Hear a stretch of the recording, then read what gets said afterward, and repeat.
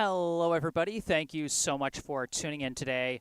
My name is Jesse Mayfield-Sheehan, and I am coming to you live from Billings Field in Jamaica Plain, Massachusetts, here to bring you live coverage of today's Lou Tompkins All-Star League 18 and Under Summer Baseball Contest between hosting Jamaica Plain and visiting Brookline.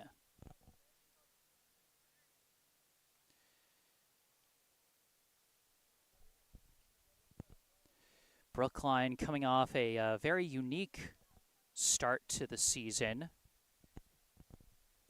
as they defeated Newton in their season opener yesterday by a very abnormal baseball score, to say the least. 19-12 was the final as the game was called after 5 innings due to darkness in what was a very high-scoring contest. It was a combination of some good hard hitting on both sides, but also a number of defensive miscues for Newton and some bad struggle with pitching control for Brookline, as Brookline issued a high number of walks in that one. So Brookline hoping to keep the offensive rhythm going, but hoping to change things up in terms of the defensive rhythm in this one.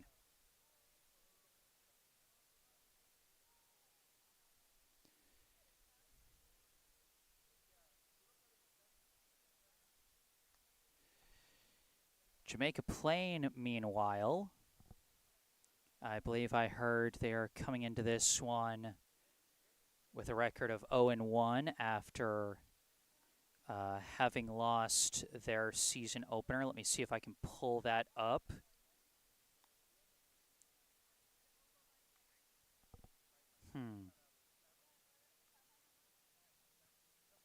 Yeah, looks like Jamaica Plain suffered a tough loss to Haverhill by a score of 14-1. So Jamaica Plain hoping to change the rhythm on both offense and defense here today, while Brookline just hoping to change things up defensively from what they got yesterday and keep that same energy on offense. As always, if you end up enjoying this live stream, I encourage you to hit that like button and subscribe to the channel to stay up to date on all my upcoming live streams. Brookline's home opener next Monday against Medford has been postponed. The makeup date is to be determined, but plenty more games on the docket throughout this summer, so be sure to stay tuned for those. Subscribing to the channel can help. And then, as always, I encourage audience participation in the live chat. You know, it could be as something as simple as saying "Go Brookline" or shouting out your favorite player. Maybe you're tuning in to watch a family member or a friend. Sometimes it's fun to hear where people are tuning in from. If you're tuning in from a different state or even a different country, that can be fun to hear about. On a more important side, if you notice anything wrong, if there's any technical difficulties either with the video of the stream or with the audio, you know, please speak up and say something. It may be something I don't notice on my end. You know, sometimes what I hear through my headset isn't the same as what you guys hear. For instance, right now, what I hear in my headset, I hear this faint white noise coming into the ears of my headset. But from my experience, having heard this in my headset before, it's not something that you guys hear.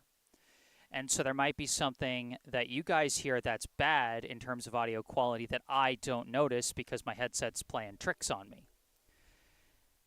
And so if that's the case, I implore you to speak up and say something. And same thing with the video. You know, so far, Wi-Fi connection looks strong out here in JP, and I'm hoping it stays that way.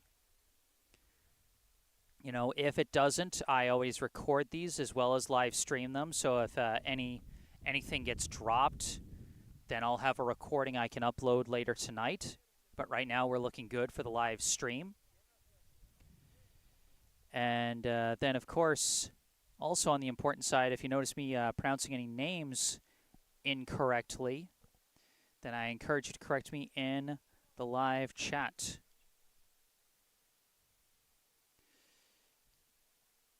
Jamaica Plain getting ready to take the field for the top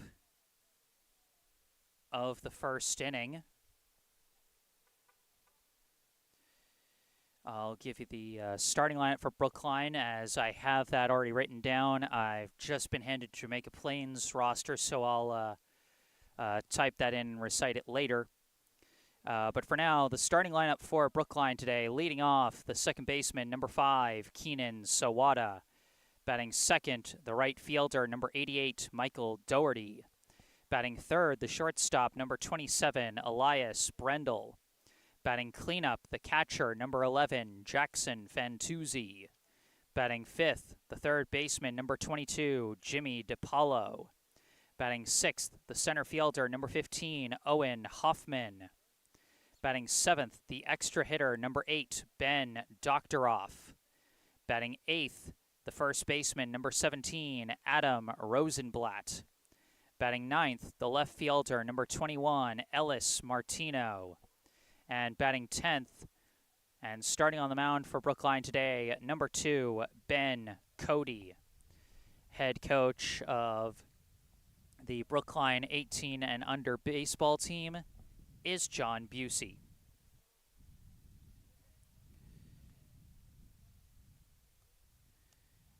So that is the starting lineup for Brookline today.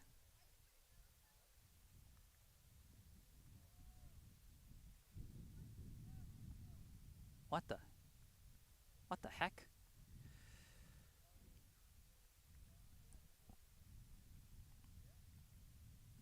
That was weird. Sorry about that. I was trying to type something and ended up closing the tab for some reason. We're off to a fun start out here at Billings Field.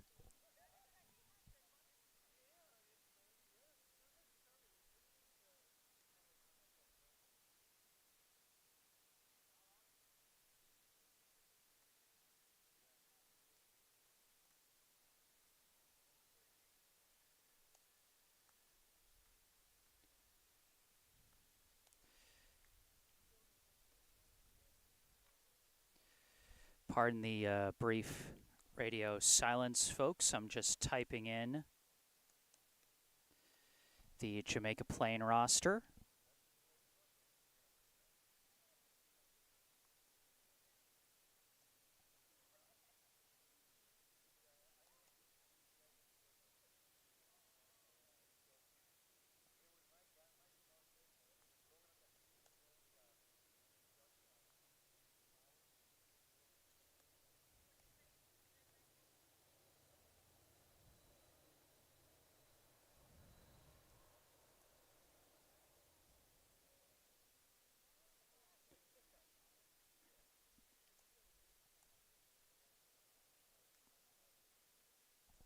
Oh my.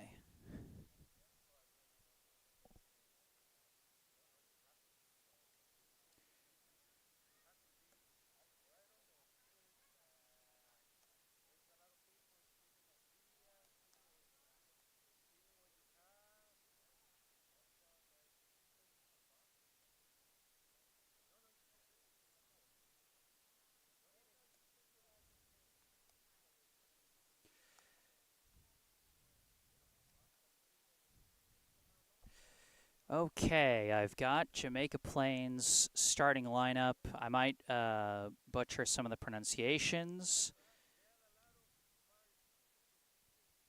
And I might have some of the names written down wrong as it was handwritten, and there were some letters that were like crossed out and filled in and stuff like that, but I'm going to try my best. Leading off and starting on the mound for Jamaica Plain today is number 10, Pimentel. We've only got last names today. Batting second and completing the battery behind the plate for Jamaica Plain, number 20, Saldana. Batting third, the shortstop, number 8, W. Thompson. We got a couple people that share last names. Batting cleanup, the extra hitter, number 13, Rodriguez. Batting fifth, the second baseman, number 6, C. Thompson. Batting Batting sixth, the center fielder, number 27, A. Pimentel. Batting seventh, the third baseman, number 24, Rivera. Batting eighth, the right fielder, number 4, Valentine. Batting ninth, the first baseman, number 25, and I might be getting this one completely wrong because this was a name that was crossed out a couple times, Vubukis. And then batting 10th, the left fielder, number 3, Cartmill. So those are our starting lineups, as we'll soon be getting this one underway. We're slated for a 6:30 p.m. start time. Couple notes in live chat already from my sound man, Uncle Peter. He says it's okay out here in YouTubeville, and I like that. You know, the quality of life of YouTubeville is a very important issue for your local representative, Jesse Mayfield-Sheehan. So I appreciate hearing the good feedback.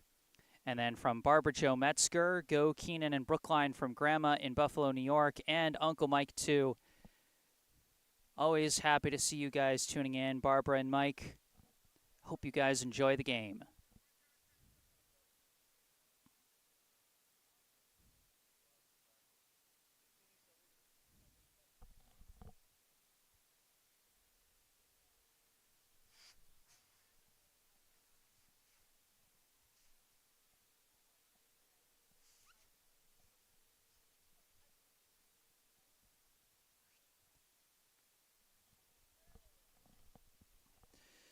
All right, Jamaica Plain finishing up their warm-ups. Brookline's already warmed up, so I think they're doing things a little out of order here because JP's going to have to come right back out here to take the field for the top of the first inning.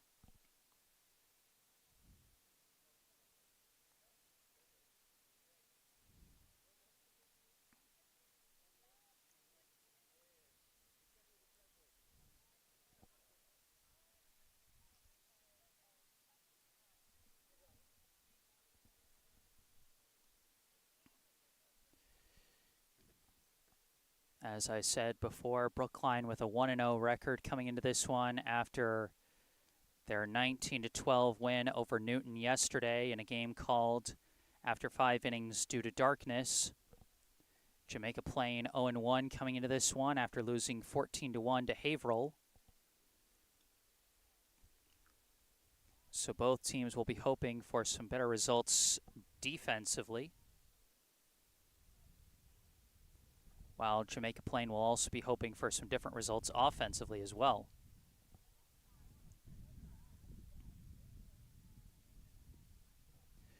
So with this game starting at a later 6:30 start time, my guess is we're going to be playing some baseball under the lights here tonight.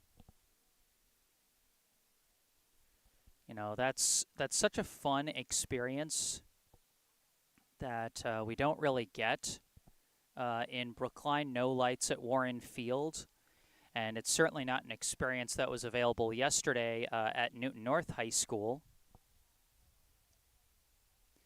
As you know, lights are typically prioritized more for football fields than they are for baseball fields. You know, got to make sure you have those signature Friday night lights, as it were. And since those fields are multi-purpose, it can serve a lot of different sports. You know, football fields can also be served as soccer fields. And in fact, Parsons Field in Brookline serves football, soccer, and baseball at various times. But Brookline only occasionally plays at Parsons Field for baseball. And even for soccer, it only really uses Parsons Field for postseason games. So Jamaica Plain taking the field for the top of the first inning. Number 10, Pimentel on the mound.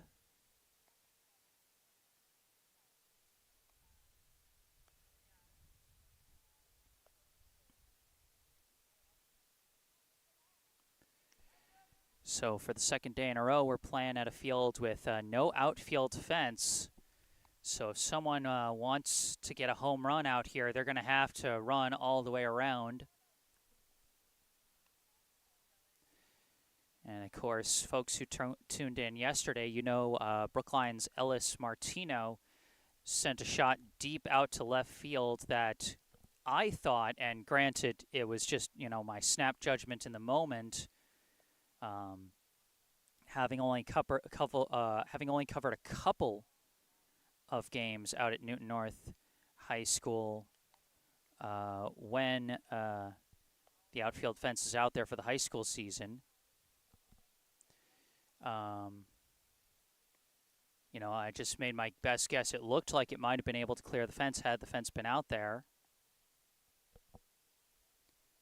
But obviously impossible for me to tell exactly.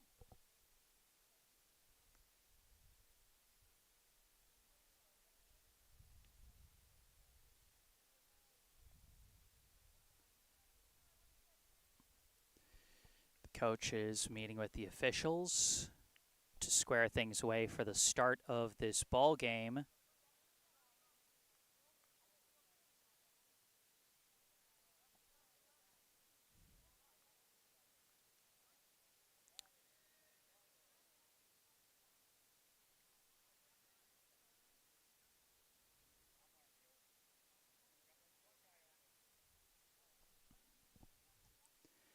And so here we go, getting it underway, leading off for Brookline here in the top of the first. The second baseman, number 5, Keenan Sawada. First pitch shows bunt, but fouls it off for strike 1. As you can see from the stats at the bottom center of your screen, Sawada went 3 for 4 yesterday with 1 stolen base, 2 runs scored, and 2 RBI. As takes one high and inside there, ball 1. Sawada, one of several players that had a very productive day offensively in that 19-12 shootout with Newton. Shows bunt again, lays down the third base line. If that stays fair, he's going to make it, and he does make it pretty easily. Just a casual leadoff bunt single for Keenan Sawada.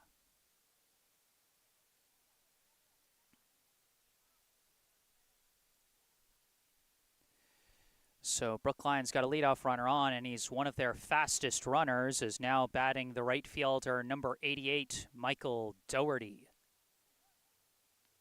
First pitch inside, ball 1. Doherty also very productive at the plate yesterday. 3 for 4 with 2 stolen bases, 1 run scored, and 4 RBI.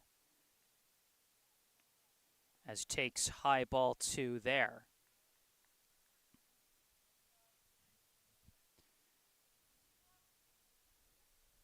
Early hitters count here at 2-0. Make that 3-0.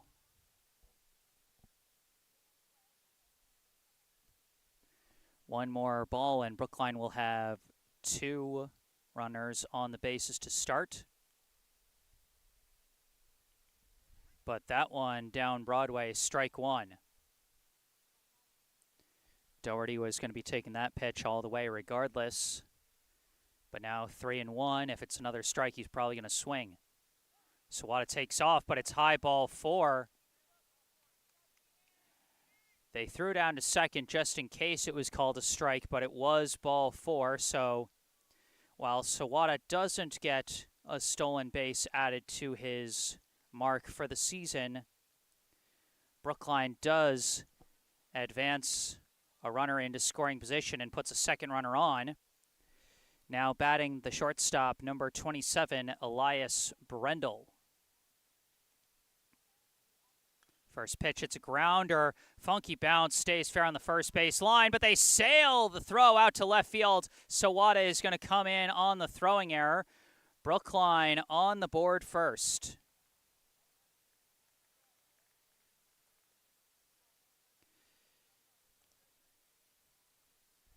So a ground out for Brendel, no RBI, as Sawada scored on the error. But now, batting for Brookline, his first at-bat of this Lou Tompkins season, and he gets plunked on the first pitch. The catcher, number 11, Jackson Fantuzzi. I didn't even really get a chance to introduce him and talk about his stats from last season, as you can see him on the screen there very briefly before they go away.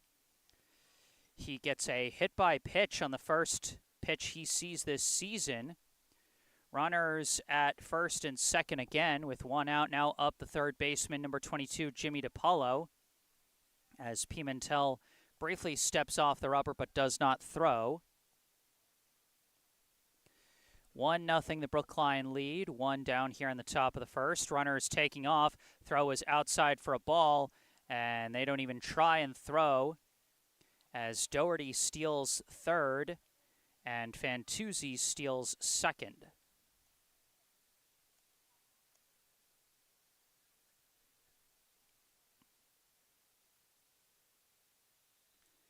Fouls that one off. Strike one.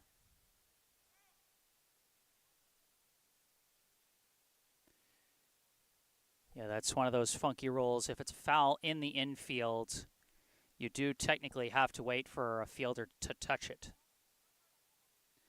1-1, the count to DiPaolo. Had a very productive offensive day yesterday, as that one misses low and away, ball 2. He went 2 for 4 with a double, 3 runs scored, and 4 RBI.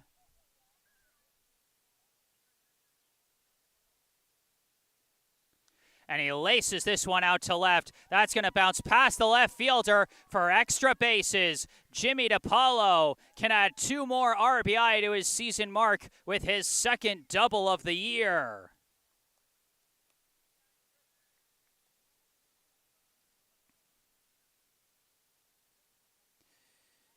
So Brookline picking right back up where they left off yesterday with more offensive work. As now batting the center fielder, number 15, Owen Hoffman. First pitch, high ball 1.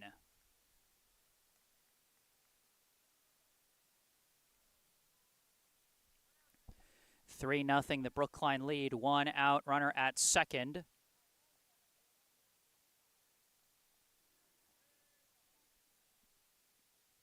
Hoffman skies one. It's going to be playable for the outfielders, and it's taken. Oh, it's dropped. Right fielder dropped it. DiPaolo takes off running down to third. Hoffman down to second on the E9.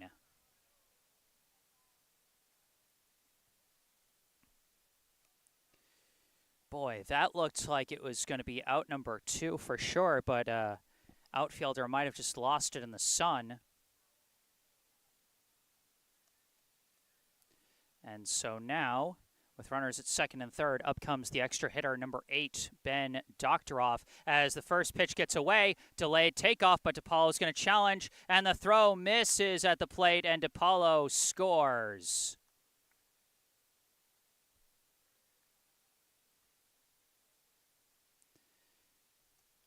So DiPaolo comes home on the wild pitch. 4-0, the Brookline advantage now, with a runner at third and 1 out.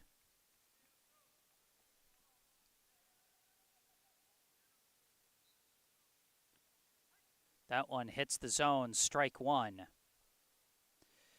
Doctoroff yesterday, he went 2 for 4 with a double, a run scored, and 3 RBI. He's got a chance for another RBI here with Hoffman at third. Slices that one in the air, drops foul. Strike 2.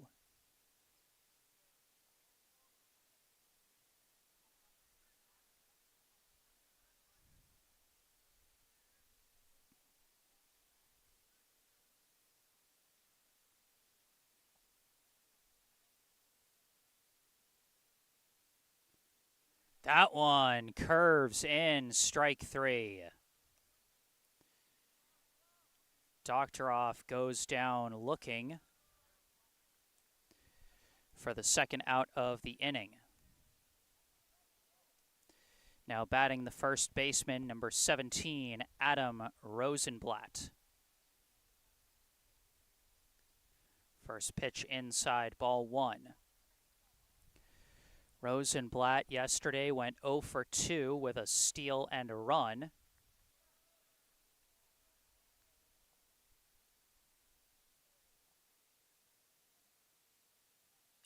And he hits a high hopper up to first, picked up by the first baseman, tags the bag himself, and ends the inning. Well, it wasn't quite the 10-run top of the first that Brookline had yesterday, but still a very productive inning for the Brookline offense as they put 4 runs on the board and moved to the bottom of the first, leading 4-0.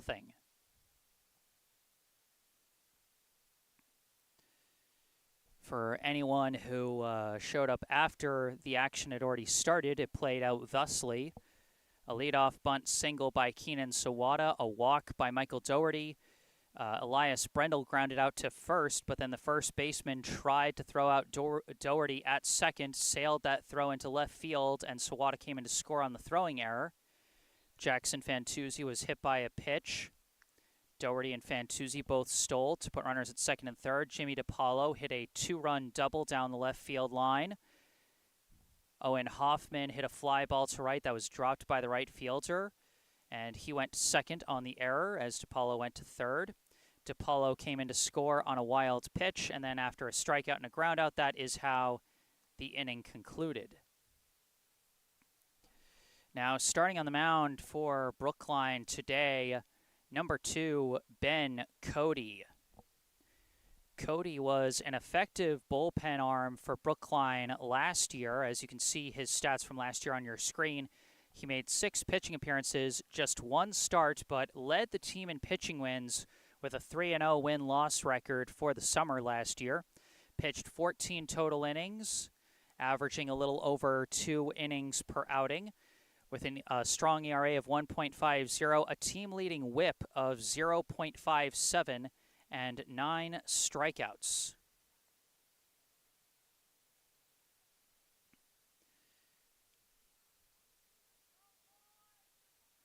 So he'll be facing the top of the JP order, Pimentel, Saldana, and W. Thompson.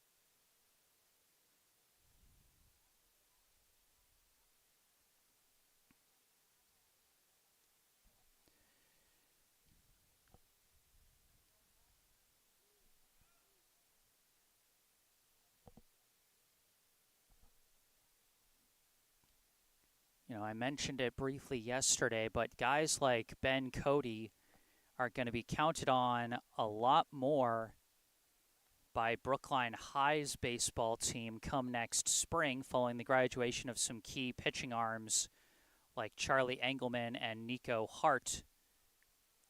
And so this summer league is a good chance to grow his game on the mound and also just show what he can do. His first pitch of the summer is going to miss high and in for ball 1. Came in over the head of the Jamaica Plain pitcher, number 10, Pimentel.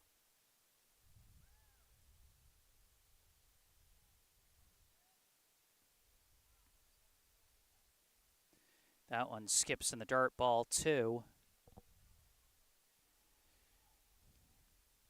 Seeing this, gotta make the Brookline fans a little nervous given how much trouble the Brookline Arms had with finding the strike zone yesterday.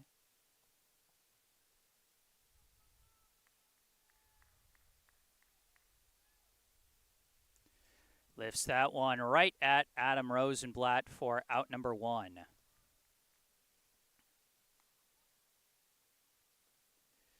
Cody jams him inside for the first out, and you know, that's just what you got to do. Just got to throw strikes and trust that the guys behind you are going to do their jobs. 1 out. Now batting the catcher, number 20, Saldana, as he takes the first pitch low for ball 1.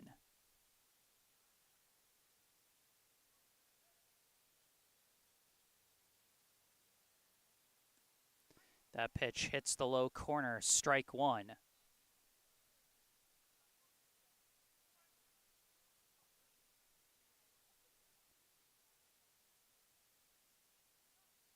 That one skips in the dirt, ball 2. We got a question in the live chat from Uncle Peter saying, hey, Jesse, can you please explain the whip stat? Very simple, actually, because it's right in the name. What whip stands for is walks and hits per inning pitched. So literally, you just count up the total number of hits and walks allowed by a pitcher as a swing and a miss for strike 2 there. And then you divide those total walks and hits by the number of innings pitched by the pitcher. So it's just an extra metric to show the strength of a pitcher. The lower it is, the better it is. As that one misses just outside, ball 3, it'll be a full count. For example, Ben Cody's whip last summer was close to 0.5, and that would mean that he was averaging about 1 walk or hit allowed every 2 innings. As that one is fouled off, count stays full. So hope that explanation helps. And if anyone else ever has any questions about whatever sport it is I'm covering, I'm always, happy to explain. I want to make, my commentary as palatable for everyone from an expert to a layman as I can. That one hits the zone, strike 3.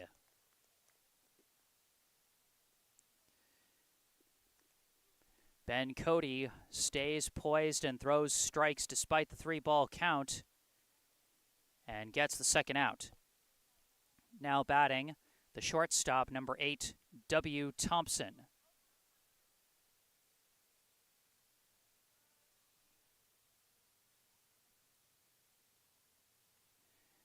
First pitch comes in high, ball 1.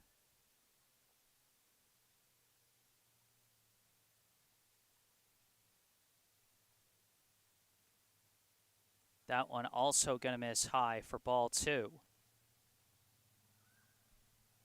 Or it might have been a bit outside.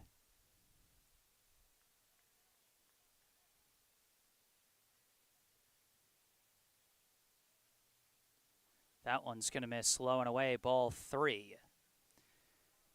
So a 3-0 count to Thompson here with 2 down and the bases empty.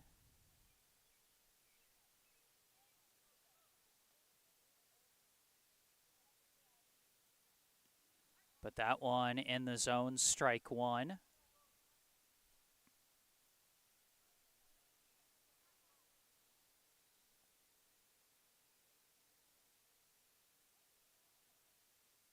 This one hard hit down the left gap, and it's going to get through into left field for a 2-out single for Thompson.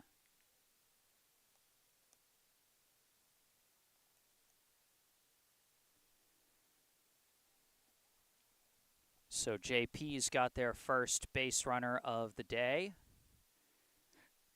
here in the bottom of the first with 2 outs. Now up comes the extra hitter, number 13, Rodriguez.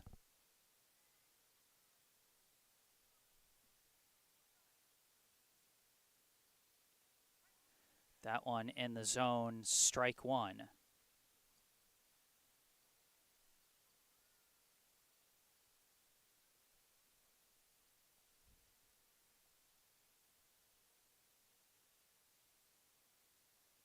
That one curves in, strike 2.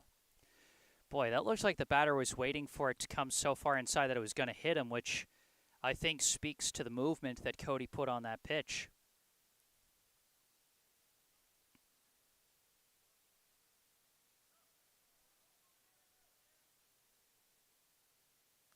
Delayed swing pops it up right to Brendel, and that will end the inning.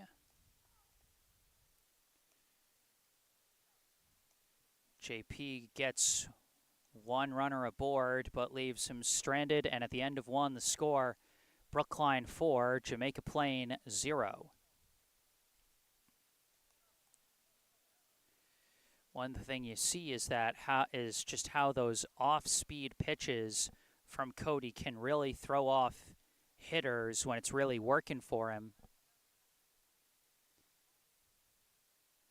You know, if he can add an effective fastball to that, you know, perhaps put a little more speed on it, that could be an absolute lethal change of speeds. I mean, he's already got a pretty strong change of direction on his pitches. You can see some of the movement he's able to put on those balls to fool hitters. Basically, what I'm saying is this young man's got some potential on the mound.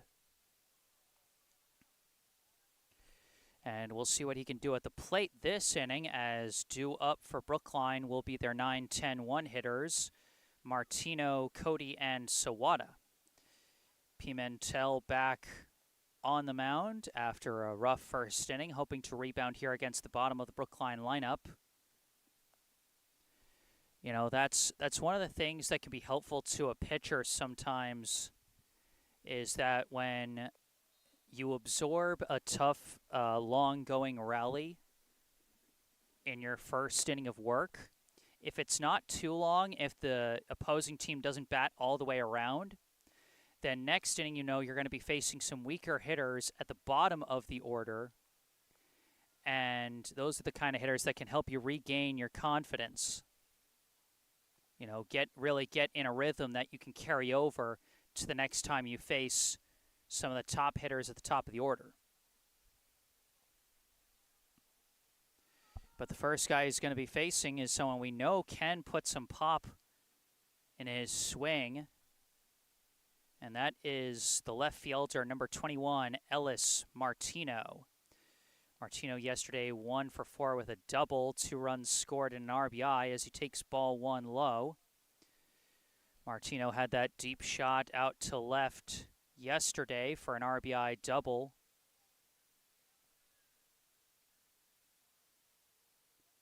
Is that one going to miss outside ball 2?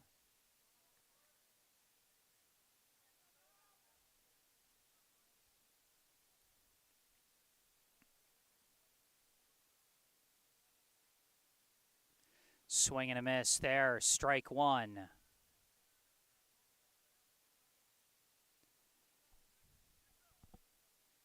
That one, I think, came in a little slower than Martino was expecting. He was expecting a high heat there and ended up chasing it high. That one does catch the inside corner for strike 2.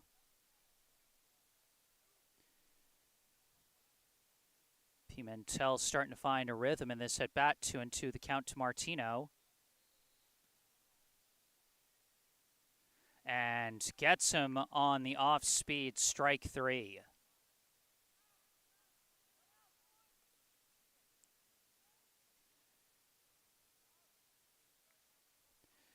So 1 down, and now with his first plate appearance of the 2024 summer season, it's the pitcher, number 2, Ben Cody. First pitch, lifts it out to center, and the center fielder has got it for out number 2.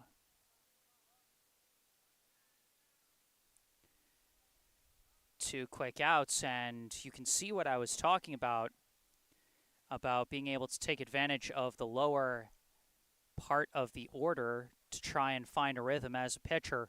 Now 2 down as we cycle back to the top with the second baseman, number 5, Keenan Sawada. He lifts one right out to right. Another single for Sawada as he is on the board. Sawada has just been a hit machine to start this summer season. 5 of 6 to start now, having singled in each of his first 2 at-bats today, after going 3 for 4 yesterday. Now batting the right fielder, number 88, Michael Doherty. First pitch breaks in there, strike 1. Doherty, his last time up, drew a walk, later came in to score.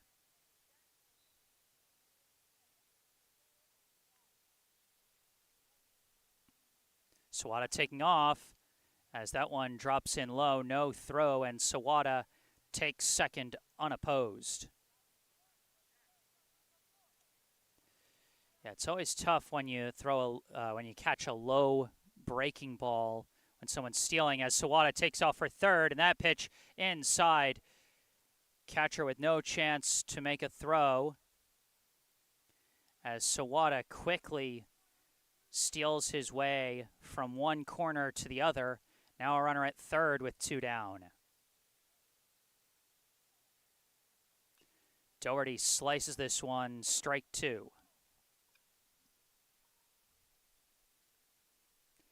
And you see this right here is why Brookline wants Sawada at the top of their order, which is when he gets on first. In this league, he's so easy to get to third. That one just misses. Good eye by Doherty checking his swing on that one. And it's a full count.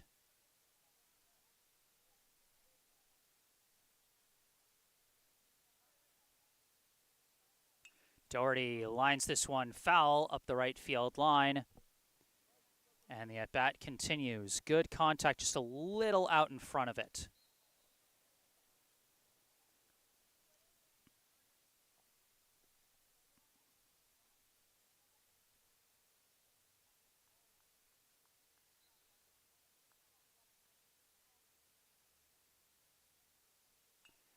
Skies this one, a little off timing on his swing, and it's a pop-up. It's missed! They missed it! And a run will come in.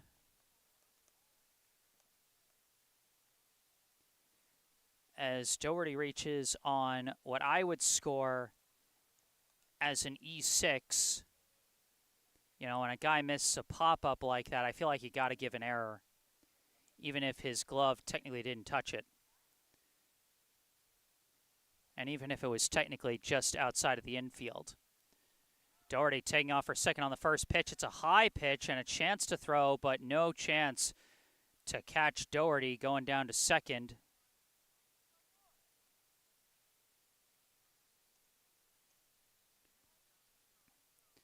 Two steals already today for Doherty, as he's now got 4 on the season. At the plate with a 1-0 count is the shortstop, number 27, Elias Brendel. And he lifts this one on a hit and run up the middle. That's going to go into left center gap for extra bases. Doherty scores easily. Brendel down to second with an RBI double.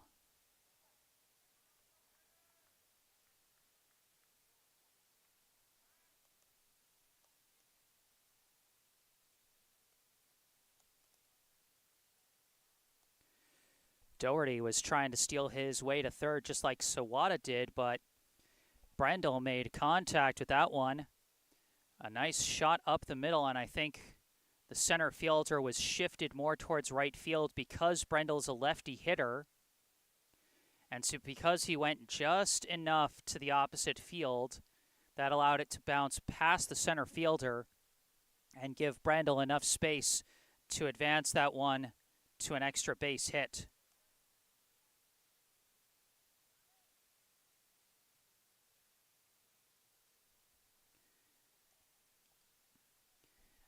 Another stat-keeping question from Uncle Peter. Thanks for that explanation. Just one more question. Other than errors, are there stats kept on catcher performances? Excellent question. And the answer is yes. Not necessarily stats that I'm able to keep track of while I'm, doing all that I'm doing. Stats I could look into. There's putouts and assists, which all fielders get. And then for catchers at the professional level, there's actually an extra stat called CERA, catcher's ERA. As Brookline's catcher, Jackson Fantuzzi, takes ball 1 there. And catcher's ERA, it's pretty simple. What are the ERAs, the collective ERAs of the different pitchers that you catch for? Brendel taking off for third as that hits Fantuzzi again. A second straight hit by pitch. Brendel has to go back to second as Fantuzzi takes the free pass to first. And now coming up the third baseman, number 22, Jimmy DiPaolo.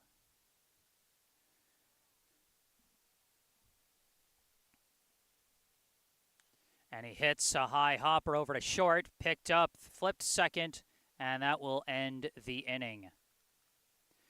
Brookline puts 2 more runs on the board in the top of the second. We move to the bottom half with Brookline up 6-0. So to further explain those stats I was just explaining defensively, for fielding stats, you know, aside from errors like you mentioned and fielding percentage, which basically takes the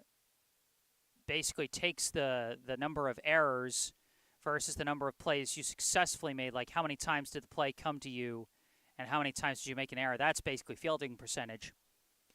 Putouts are basically any time you make the last catch on an out. So if you catch a fly ball, that's a putout.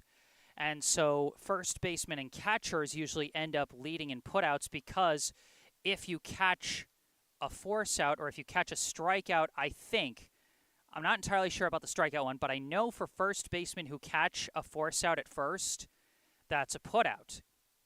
But if there's a force out or a tag out on the bases like that, then the fielder who catches the ball at the bag or applies the tag, they get the putout. The fielder that threw them the ball gets the assist. So that's the basics of some of the basic fielding stats. Obviously, there are some more like analytical fielding stats that they do out at the pro level. Like UZR and stuff, you know, fancy stuff that I definitely would not be able to calculate myself.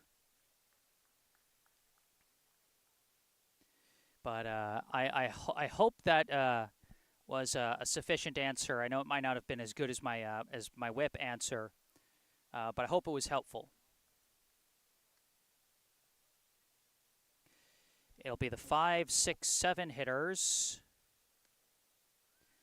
coming up for JP here in the bottom of the second. C. Thompson, A. Pimentel, and Rivera.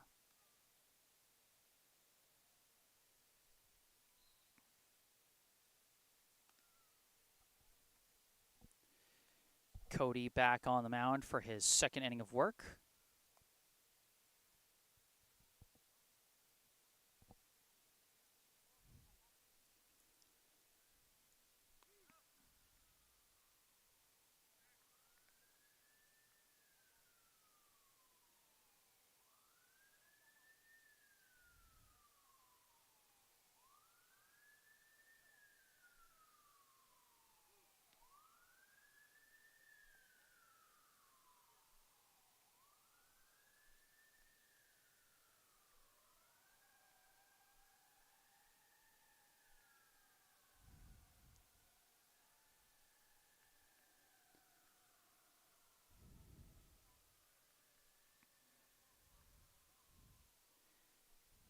Leading off for Jamaica Plain here in the bottom of the second baseman, number 6, C. Thompson.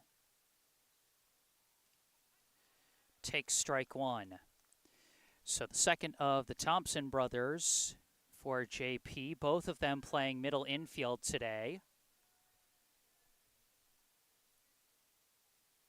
As that one skips close to the foot, but it must have hit the dirt because just staying in the box. Ball one.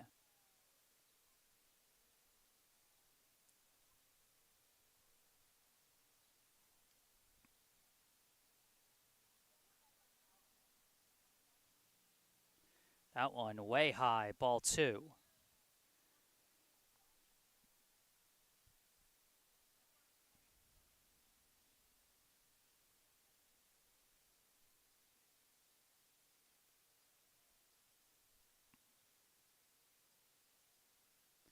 And that one way high, ball three. And those pitches, seeing them back to back, makes you a little concerned because that's not painting the corners and just missing the zone and the hitter not biting on them. That's the ball slipping off your hand when it comes in that high.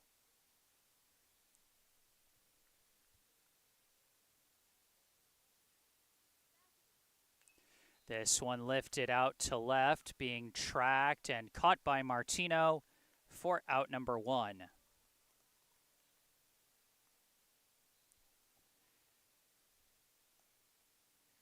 So while those back-to-back wild-high pitches gave me a little bit of cause for concern, Cody's been doing a pretty good job maintaining his control, not letting things get away from him.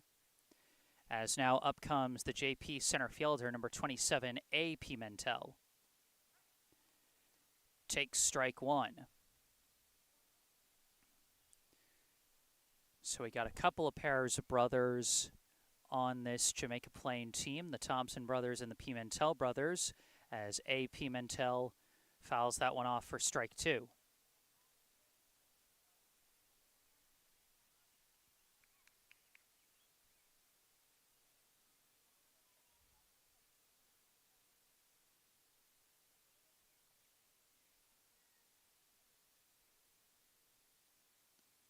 That one gonna miss outside, ball one.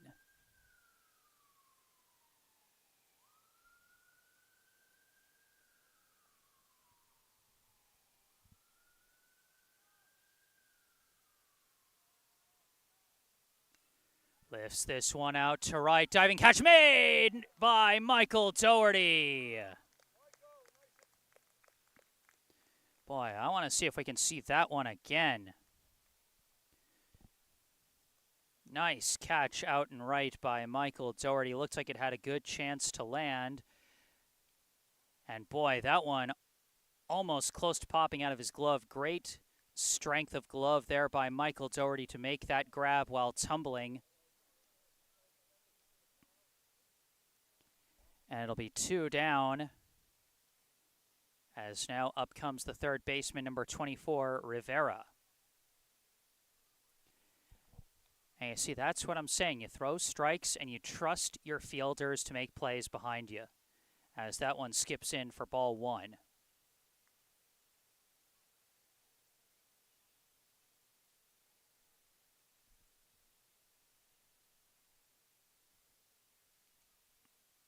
Swing and a miss there. Strike one.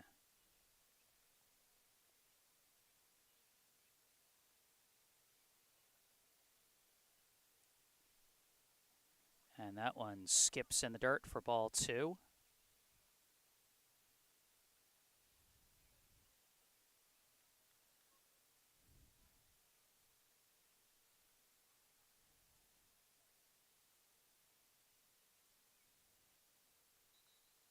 Chases that one low. Strike two. 2-2, the count to Rivera. Here in the bottom of the second with two outs and the base is empty.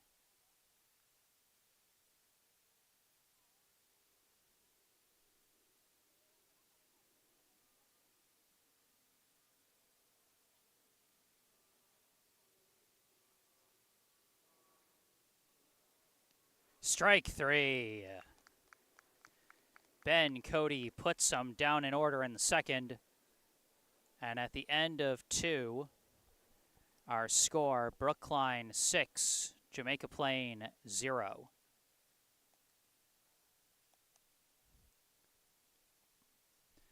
So Brookline has largely gotten exactly what they've wanted. They've kept a similar rhythm offensively to what they had yesterday. And defensively, they've been looking much sharper in terms of pitching control, while also bringing some strong fielding to boot. Now it'll be the 6, 7, 8 hitters coming up for Brookline: Hoffman, Doctoroff, and Rosenblatt. Pimentel back on the mound for his third inning of work.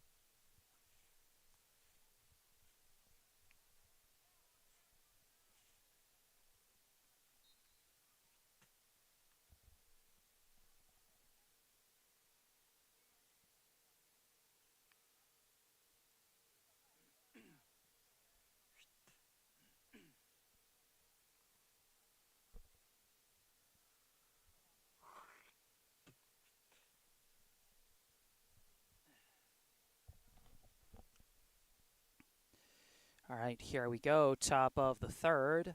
Leading off for Brookline, the center fielder, number 15, Owen Hoffman. First pitch catches the high corner, strike one.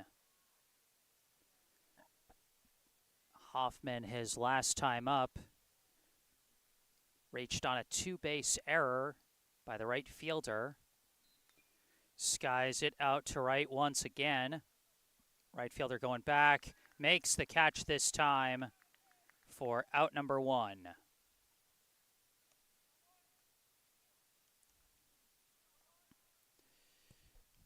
Little bit of redemption for the JP right fielder there.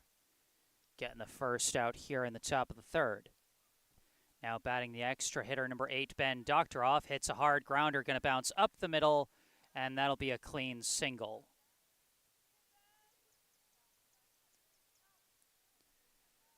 So Doctoroff with his first hit of the day after he went down on strikes his first time up. Now he stands at first with one out, as up comes the first baseman, number 17, Adam Rosenblatt. Doctoroff taking off for second as that one skips in the dirt. And it's an easy steal for Doctoroff.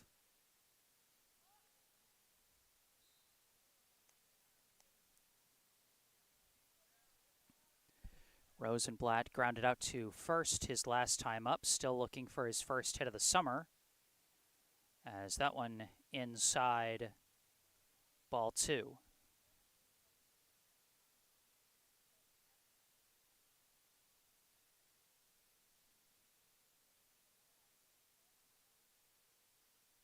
That one catches the inside corner, strike one. We got a new note in the live chat from Robbie Richard.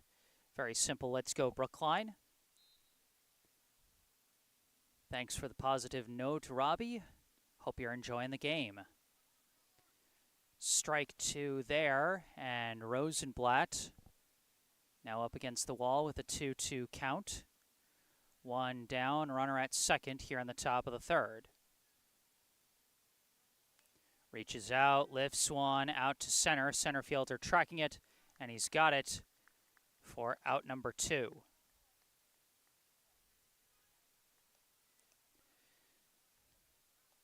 Just swinging defensively there, and you know what?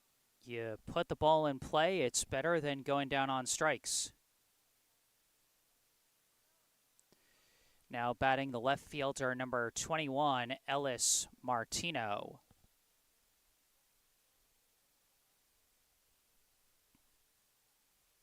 That one skips in the dirt and gets away from the catcher, and Doctoroff moves down to third on the wild pitch.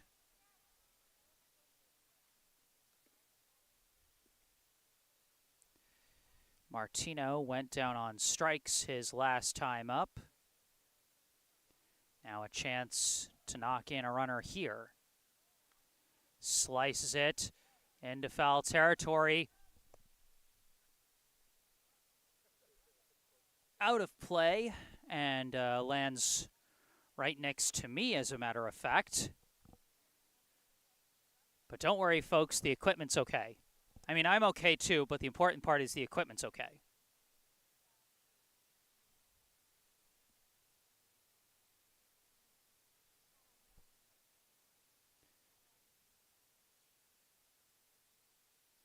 Chases the breaking ball there, strike two.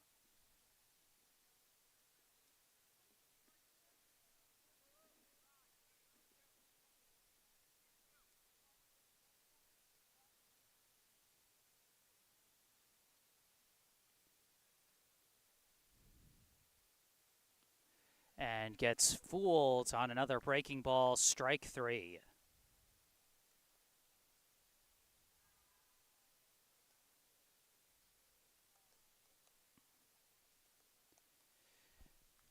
So for the first time, Brookline unable to score in an inning, but they still maintain a 6-0 advantage as we move to the bottom of the third.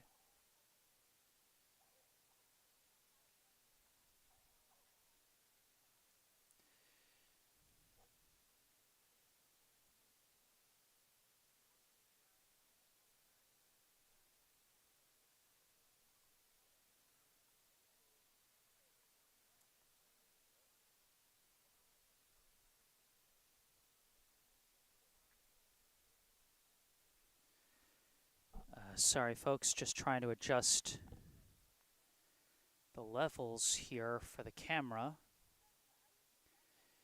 after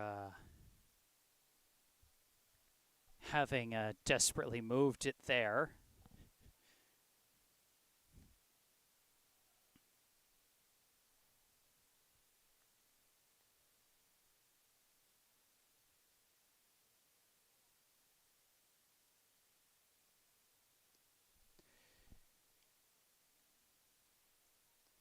Due up for Jamaica playing here in the bottom of the third will be the 8-9 hitters Valentine, Vubukas, and Cartmill.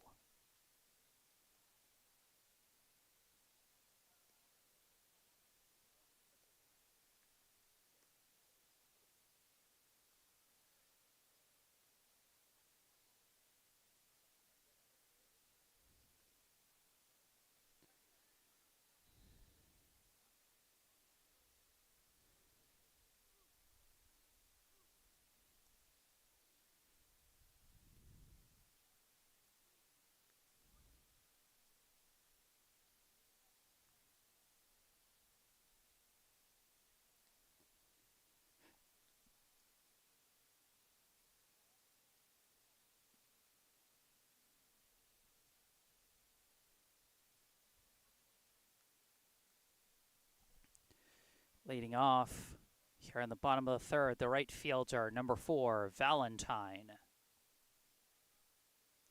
First pitch slices it foul, strike 1.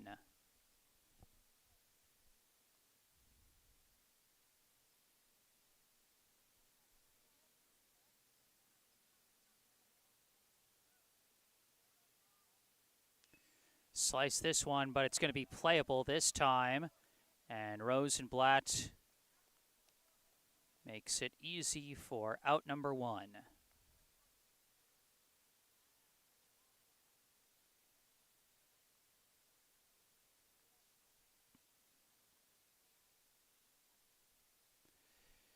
Now batting the first baseman, number 25, Vubukas.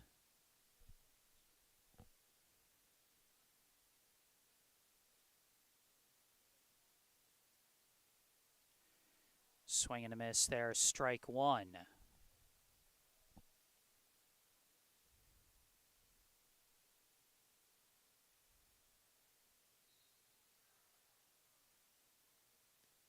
That one in the zone, strike 2.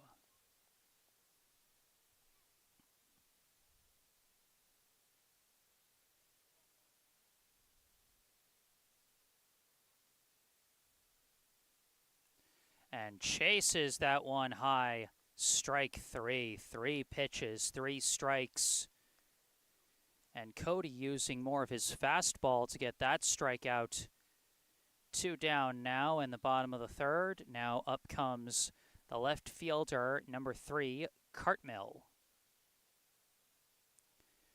This will be the last JP hitter to face Cody for the first time, as after this, they will cycle back to the top of the order.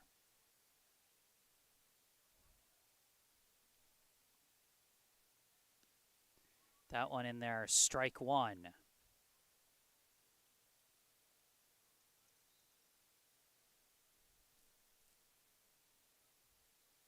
Swing and a miss there, strike 2.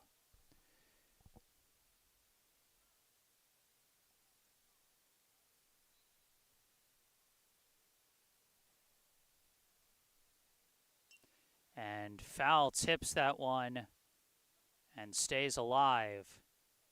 But boy, when your pitcher's dealing low breaking balls like that on 2 strike counts, you know he's feeling confident. And he's looking to trick the hitter.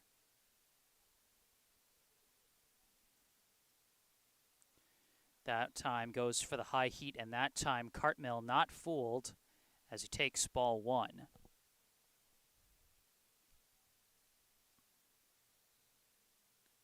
Right down the middle.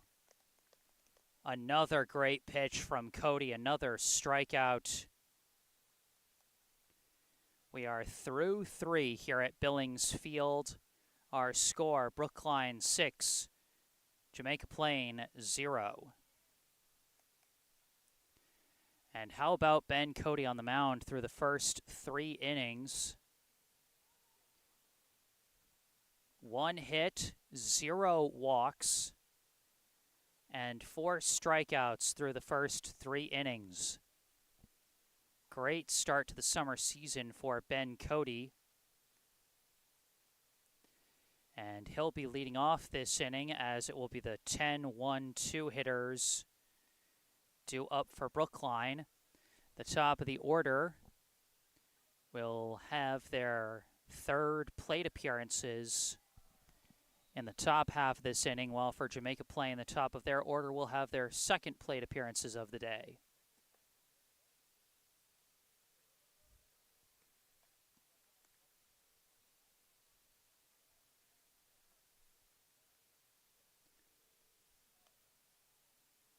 Sun starting to dip below the trees a little bit, but we do have lights out here at Billings, which is why we were allowed to have the later start time of 6:30.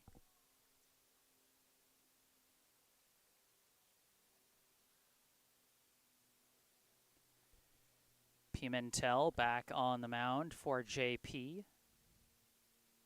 Leading off for Brookline, the pitcher, number 2, Ben Cody. First pitch, hard hit, and juggled by the shortstop as Cody is going to reach. Hard hit ball, but I think I would still give that an E6. It would have been a solid play, but not an excellent play if the shortstop had made that. And we certainly saw in the spring season, we saw plenty of hard hit balls bounce off of Sawada's glove at second base, and he was still given the error call on those. So just being fair, I think you got to give it an E6 there. And speaking of Sawada, he now comes to the plate as a courtesy runner, is on the bags in place of Cody, and going down to second is that courtesy runner, number 42, Max Kaufman.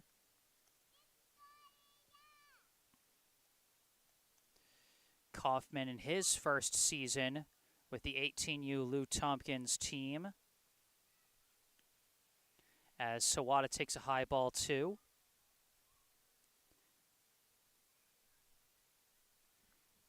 Two and 0, runner at second, nobody out here in the top of the 4th.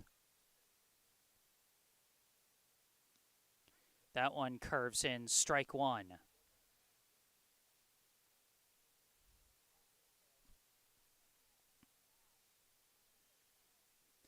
Sawada 2 for 2 so far today with a pair of singles. That one does catch the inside corner. Sawada surprised by that one, but it will be a 2-strike count at 2-2.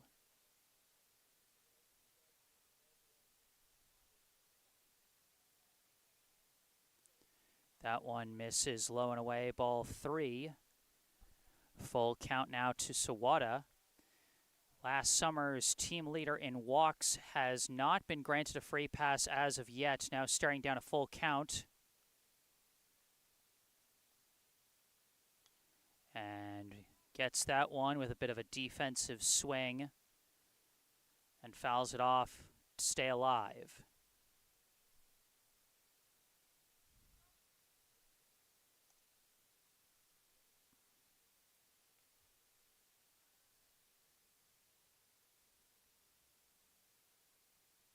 Ooh, that hit him. Ooh, that looked like it stung a bit. Sawada hopping that one off.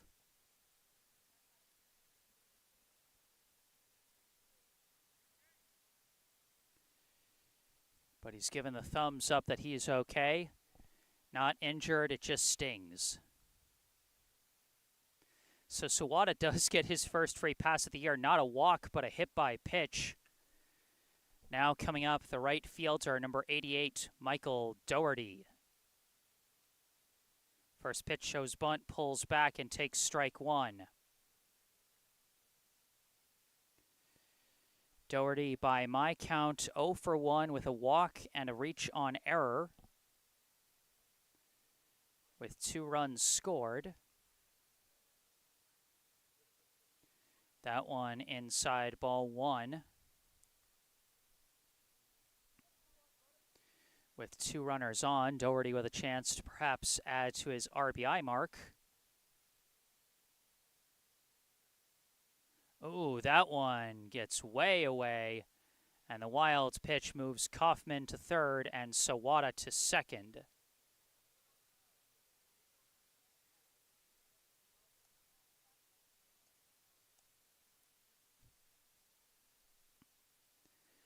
So now 2 runners in scoring position. Now a prime opportunity for Doherty to knock in his teammates here. 2-1 the count. And Doherty lifts one out to right, caught by the right fielder, and too much of a line drive to advance the runners. So that'll simply be out number 1.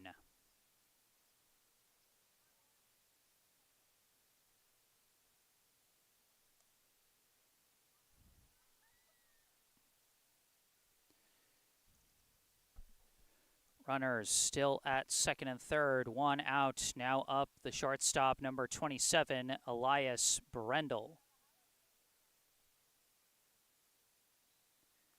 That one misses to the outside, ball 1. Brendel 1 for 2 so far today with a ground out to first and an RBI double. Got a chance to get a couple more RBIs here with 2 runners in scoring position. That one inside, ball 2.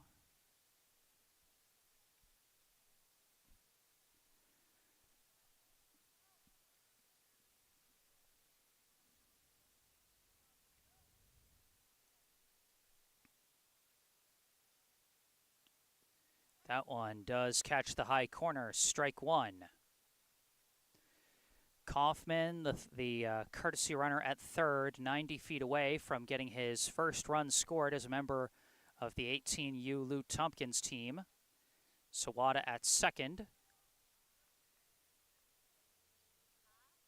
And a delayed swing fouled off, strike 2.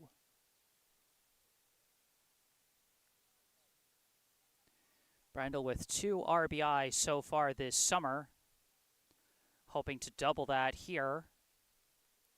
Sawada has scored twice already today. He's hoping to come in for a third time.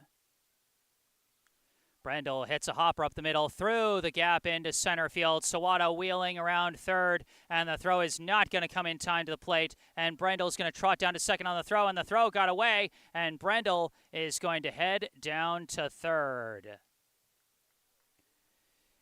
A 2-run single for Elias Brendel expands the Brookline lead to 8.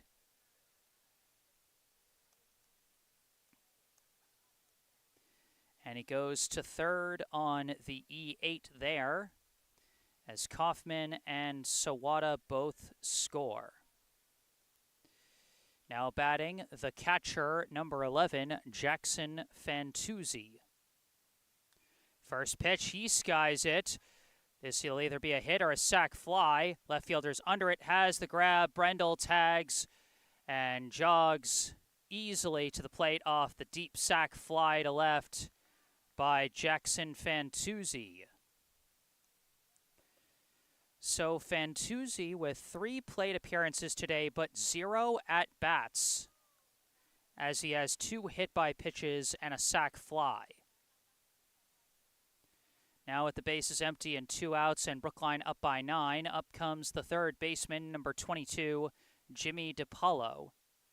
First pitch in the zone, strike 1.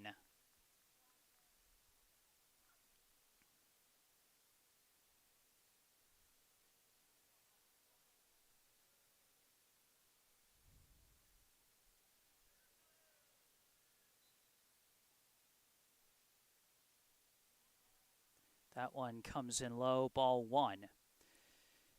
DiPaolo 1 for 2 so far today, a 2-run double, a run scored, and grounding into an inning-ending fielder's choice.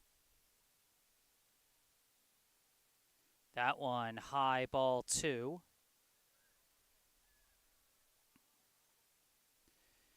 So it's 9-0. I believe the mercy rule in this league is actually 12 runs in 5 innings as opposed to the 10-run in 5-inning rule of the MIAA. As DePaulo fouls that one off, strike 2.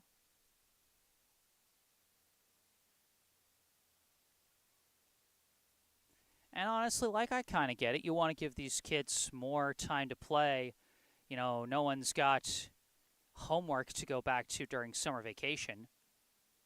As that one low and in for ball 3 as DePaulo works his way to a full count. Starting to get dark here. We're just waiting for these lights to come on here at Billings. DePaulo skies one deep to center. Center fielder going back. Oh, couldn't haul it in. And DePaulo's going to race down to second. That one's either going to go down as a double or an E8, and I'm really not sure because I could go either way. It did bounce off the center fielder's glove, but it was a deep shot. It's probably going to be scored a double, but that's one I am going to double check on Game Changer later tonight to make sure I got my stats right. Now batting the center fielder, number 15, Owen Hoffman, as he takes strike 1. So if that is, in fact, scored a double, then Jimmy DePaulo already has 3 doubles in the first 2 games of the summer. And I don't think anyone on last year's team even had 3 doubles for the whole season. In fact, I know they didn't because Elias Brendel led the team in extra base hits last summer with 3, and he had 2 doubles and 1 triple. So that would be an incredible start as Hoffman gets beaned. DePaulo going to have to go back to second since it's a dead ball. That will put runners at first and second as Hoffman, again, one of those ones where it just stings.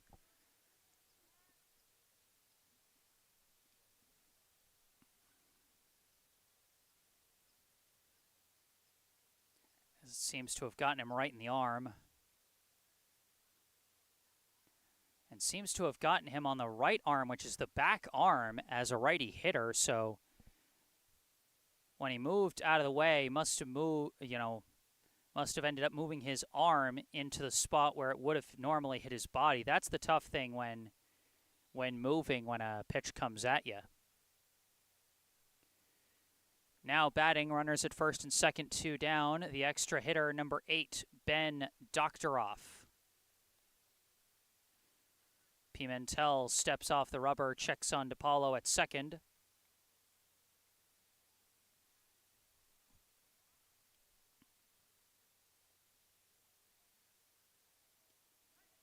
Takes strike 1 there. Doktoroff 1 for 2 so far today with a single and a strikeout.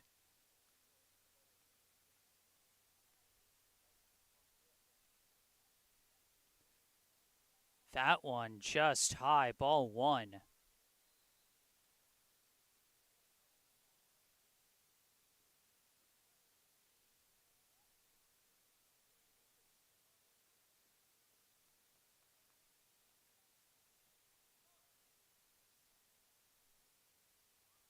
Ooh, that a little chin music there.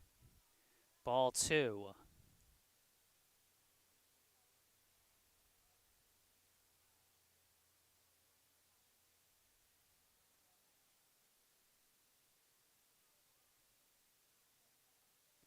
And that's a high ball 3.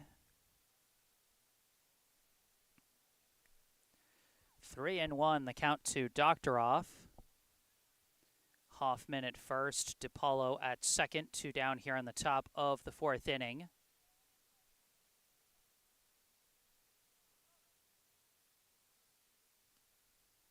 That one inside, ball 4. So back-to-back free passes, a hit by pitch for Hoffman, a walk for Doktoroff. And now we've got a new batter coming to the plate. This is number 16, Noah Klein, batting in place of Adam Rosenblatt. and likely subbing in at first base, as they kind of did the reverse yesterday.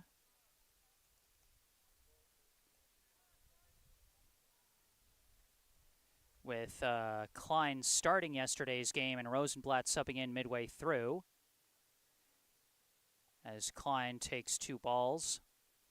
Klein, in the early parts of yesterday's game against Newton, he went 2 for 2 with 2 runs scored. Now up with the bases loaded and 2 outs. A chance to get his first RBI of the season. Lifts one foul. Ooh!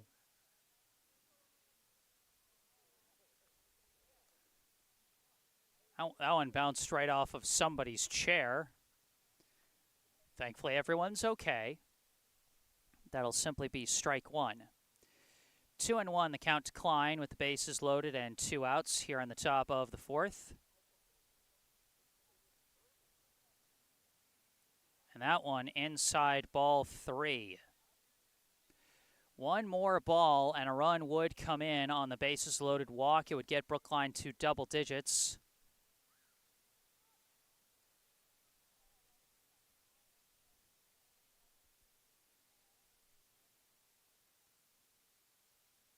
And that one skips in for ball 4.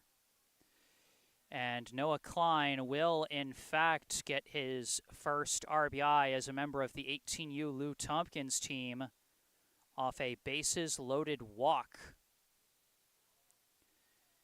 DePaulo trots in and makes it double digits for Brookline, 10-0, as we're actually going to have another substitute hitter coming in for Brookline, as this might be the end of the day for Pimentel.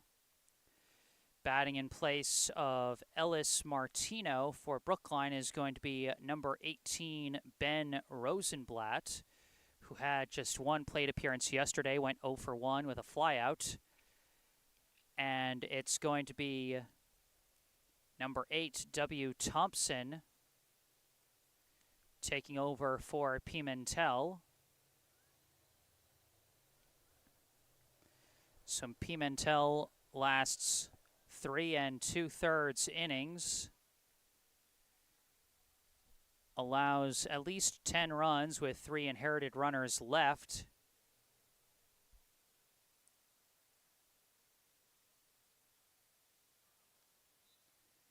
And I'll have to go back and, calculate any fielding errors, decide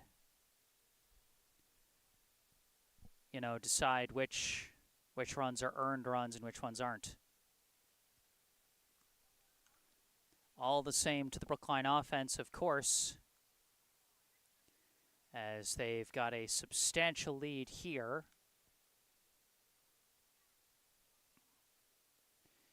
Game not over yet, but the way things have been going, Brookline certainly looks like they're well on their way to their second win.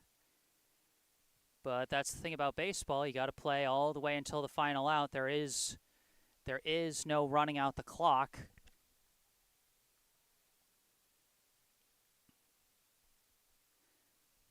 And honestly, that's something I can really appreciate about sports like baseball and like volleyball and tennis and those sports where it's like you have to get the last out or the last point, no matter what it is, because if you imagine like all the different championship celebrations that you've seen, across various sports, because I just happened to be watching a compilation of Boston sports championships. You see with the basketball ones, it's like they're just there running out the clock, and it's very slow and casual. It's just a formality to end the game.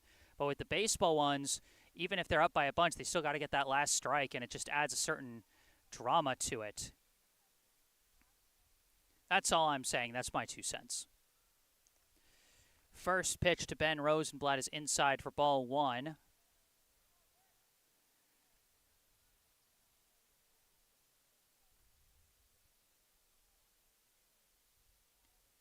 That one inside ball 2. Thompson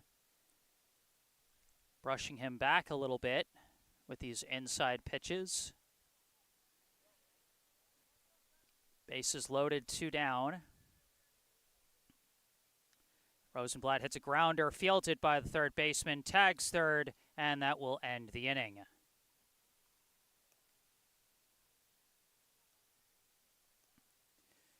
So Thompson comes in and gets the last out of the top of the 4th in short order. Now we move to the bottom of the 4th with Brookline leading 10-0. And remember, the rule is 12 in 5. So if Brookline wants to end this game early, they will have to get at least 2 runs next inning and also hold Jamaica Plains scoreless for this inning and the next one.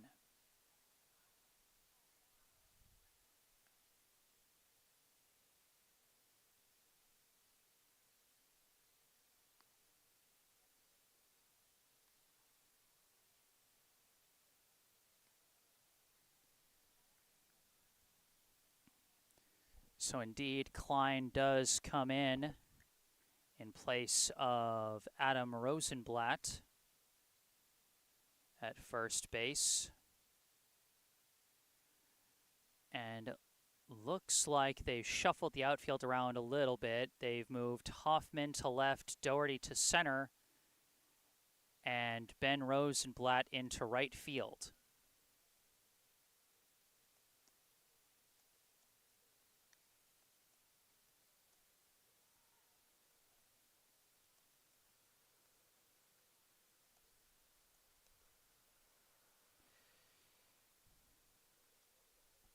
Cody, meanwhile, back on the mound for his 4th inning of work. If he finishes this inning as the starter, he will officially qualify for a pitching win. As the rule in general for a 7-inning game is that if a starter pitches 4 innings at least, then he can get the pitching win as the starter. But, you know, if he leaves after 3 innings of a 7-inning game, even if his team took the lead in the 1st inning, he does not qualify for the pitching win, and the stat keeper just has to decide which reliever contributed more to the victory.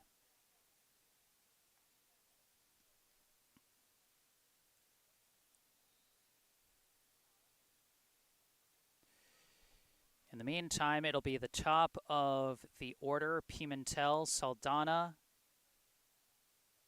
and W. Thompson. First to the plate, number 10, Pimentel, as the first pitch from Cody skips in, ball 1.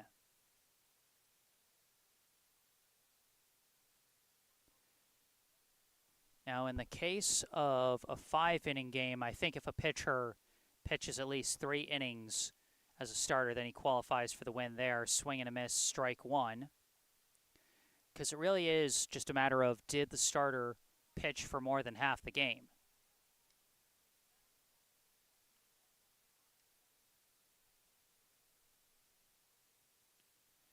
That one in the zone, strike 2.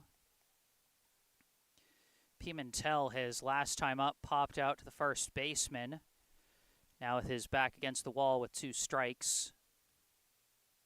Swing and a miss, strike 3. Caught him chasing the low breaking ball as Cody continues to deal.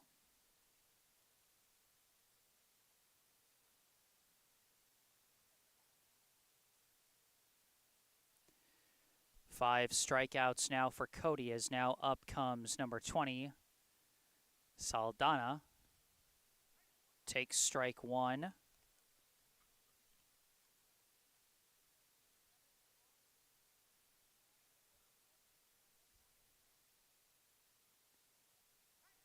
That's another one, strike 2. When you've got a 10-run advantage and you're in control of your pitches, it's easy to just keep throwing strikes. That one misses outside, tried to fool him on the outside breaking ball, but he wouldn't bite. Ball 1.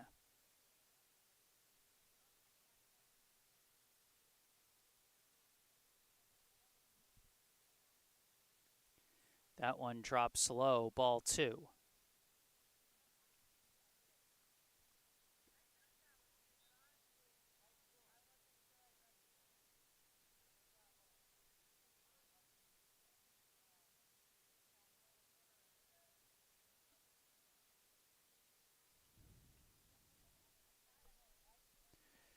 Brief break as Fantuzzi talks with Cody.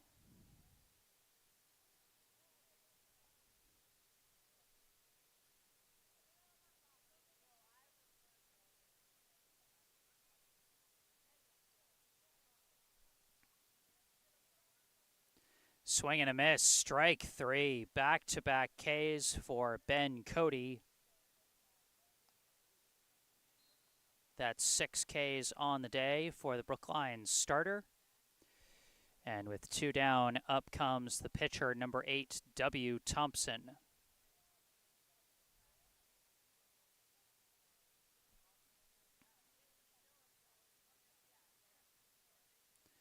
First one skips in the dirt. Ball 1.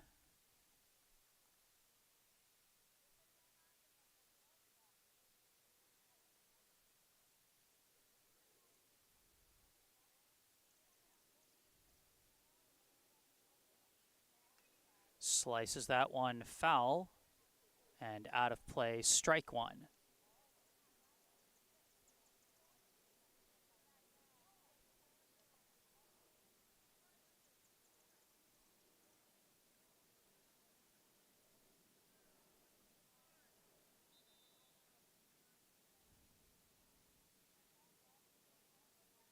That one high and in. Ball 2.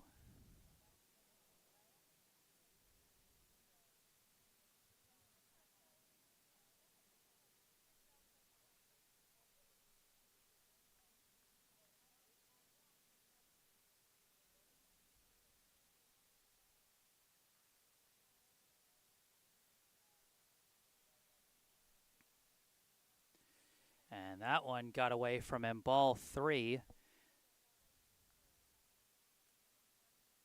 3-1 now the count to Thompson, as those looked like breaking balls that just didn't break the way Cody wanted them to.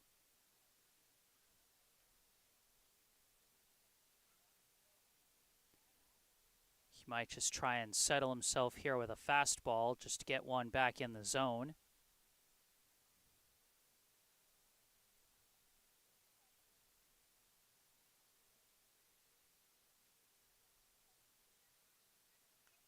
And this one is lifted high. Can of corn for Sawada, and that will end the inning. For the 3rd straight inning, Cody puts him down in order. And outside of that first inning single by Thompson, everyone's been going down in order. If not for that single, Cody would be working with a perfect game here. You know, but perhaps letting up that first inning single takes some of the pressure off. Allows him to just pitch with relative ease.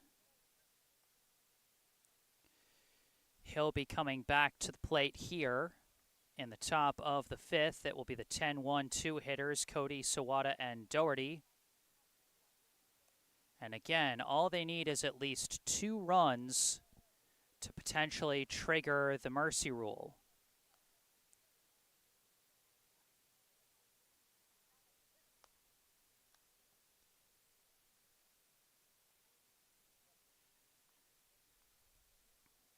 And the top of the order has been pretty automatic for Brookline, especially Keenan Sawada, who has reached base on all 3 of his plate appearances and scored all 3 of his times on base.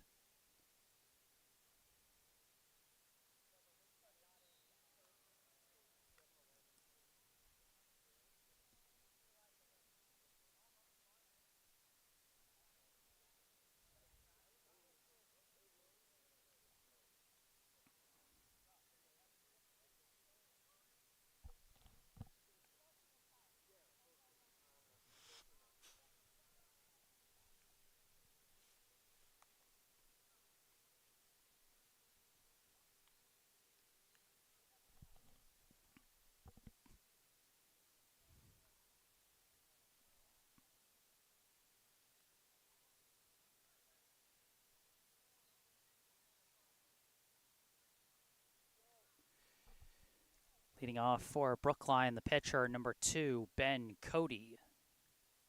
First pitch comes in low, ball 1. I've got Cody at 0 for 2 so far today with a fly out to center and a reach on an E6. It was his courtesy runner who scored last time he reached base. Misses the breaking ball there, strike 1.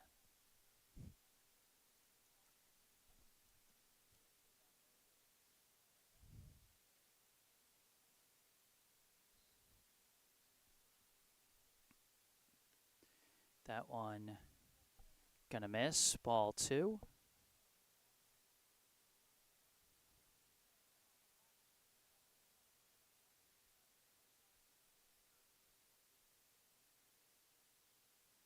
That one skips in the dirt, ball 3. 3-1, the count to Cody to start the top of the 5th here.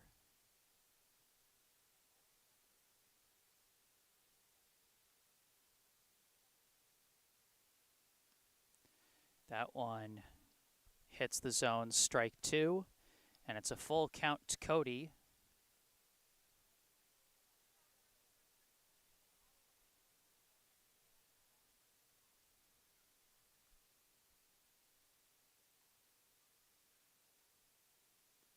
That one's going to miss, ball 4. So Cody gets a free pass to first to start the inning. And now we cycle back to the top of the order as the courtesy runner comes in.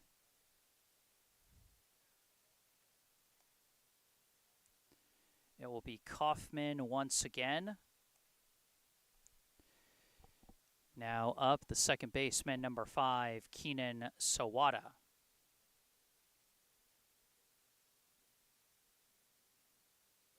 That one skips in the dirt, ball 1.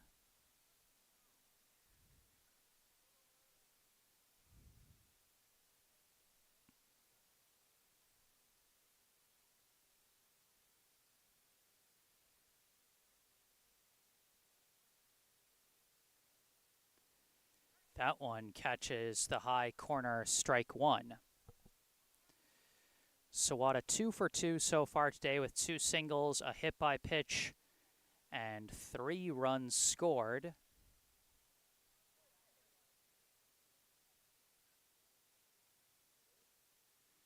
That one in the zone, strike 2. Sawada up against it now with a 1-2 count.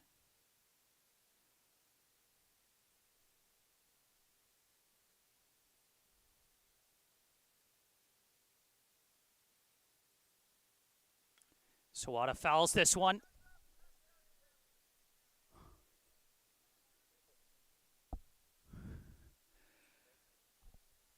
It's okay, everyone. The equipment is safe. I'm fine too, but mostly the equipment is safe. Oh my God. That one bounced right by my laptop. I dang near had a heart attack. That is the most expensive piece of equipment I have.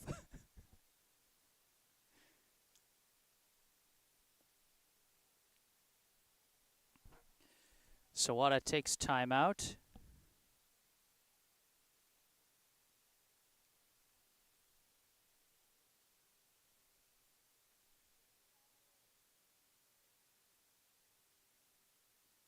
And gets a piece of that one, chasing it low, so he stays alive at 1-2. Defensive swing there.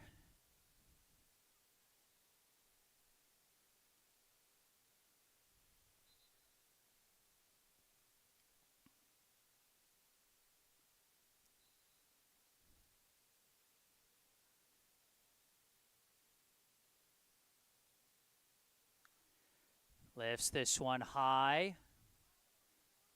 Outfielder's coming in, and the right fielder chases after it. And that'll be out number 1.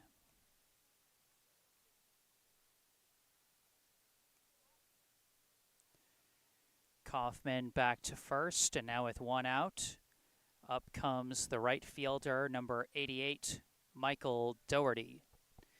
Doherty flew out to right himself his last time up. That one hits the zone, strike one.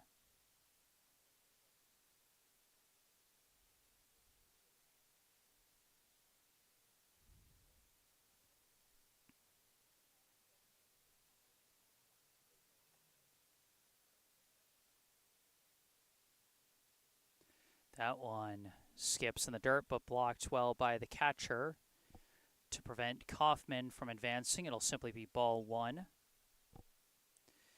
Doherty, I have so far today at 0 for 2 with a walk, reach on error, and flyout, and 2 runs scored.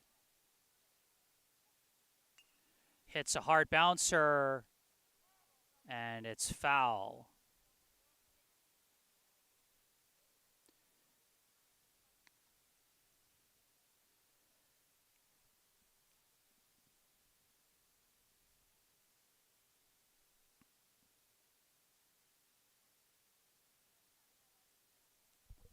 One and two the count. Runner at first, one out here in the top of the fifth.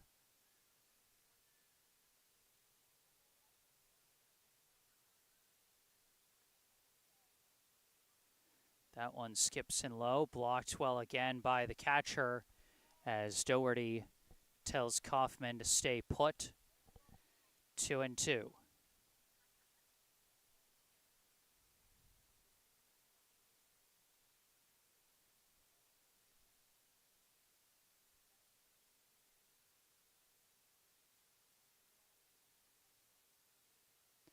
That one skips in low, ball 3. So Doherty works his way to a full count here.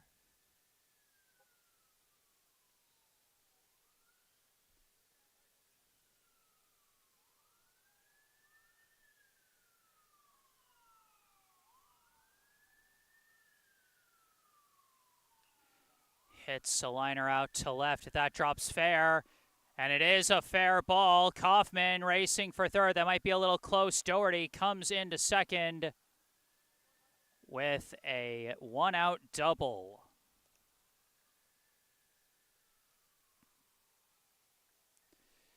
So that puts runners at second and third. As they represent the runs Brookline would need to trigger the mercy rule. With the meat of the order coming up, starting with the shortstop, number 27, Elias Brendel. First pitch fouls it up, and out of play, strike one.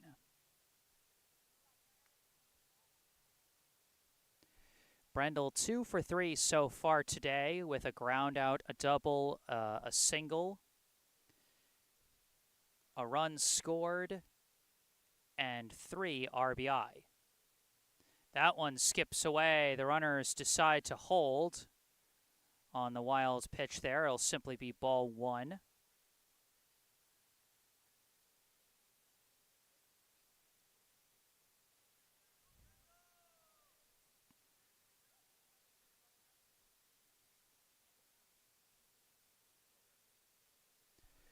One and one the count. Kaufman, the courtesy runner, at third.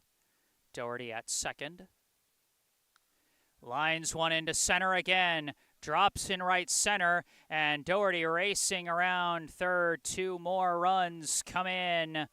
A 5 RBI day for Elias Brendel.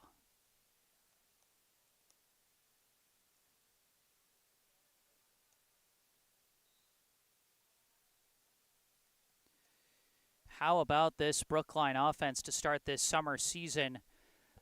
Through 2 games, they have already scored over 30 runs. Now up comes the man with 3 plate appearances and 0 at-bats today, the catcher, number 11, Jackson Fantuzzi. He is 0 for 0 with 2 hit-by pitches and a sac fly.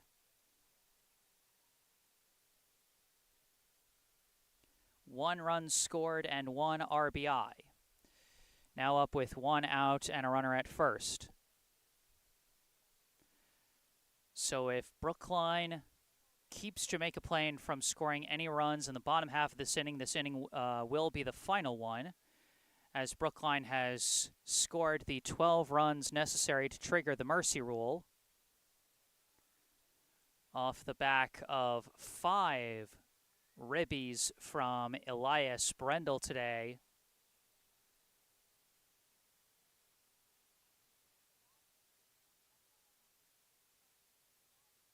Fantuzzi lifts one out to left, and that's going to fly foul. Way foul out to the tennis courts. And that'll be strike 2.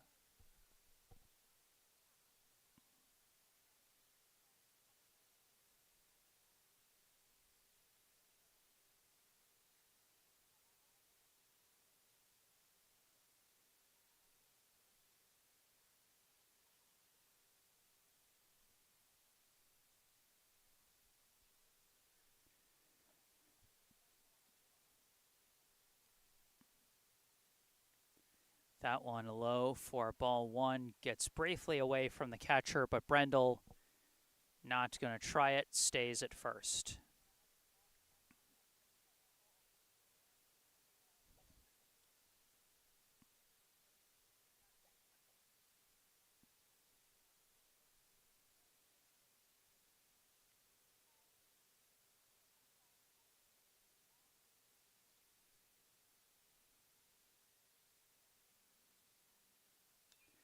Fantuzzi hits a grounder to third, picked up, thrown to first, and the throw is going to sail as Fantuzzi collides with the first baseman who is trying to collect the throw. Oh, that one might have hurt. Fantuzzi walking it off, might have bumped his knee. Ball was thrown out of play, so Brendel automatically goes to third. Fantuzzi will go to second, I believe. And he will.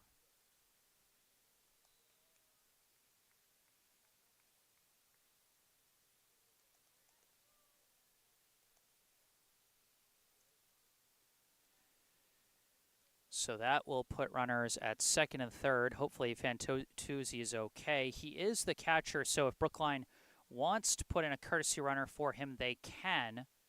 They haven't been doing so up to this point. 1 out, runners at second and third. Up comes the third baseman, number 22, Jimmy DiPaolo, as that pitch gets away, and Brendel showing no interest in trying to go on the wild pitch. Content to just stand there at third. 1-0, the count to DiPaolo.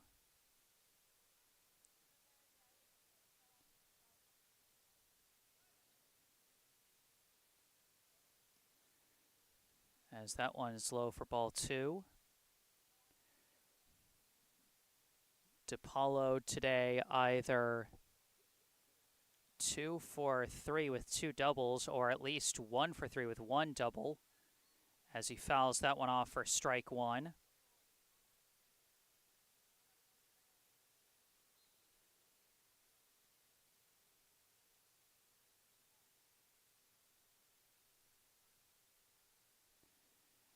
As he's also got 2 runs scored and 2 RBI.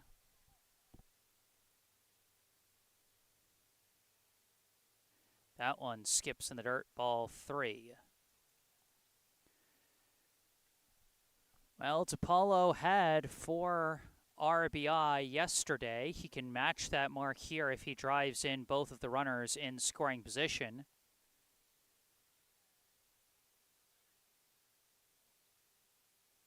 But instead, he's just going to take a free pass down to first and load the bases.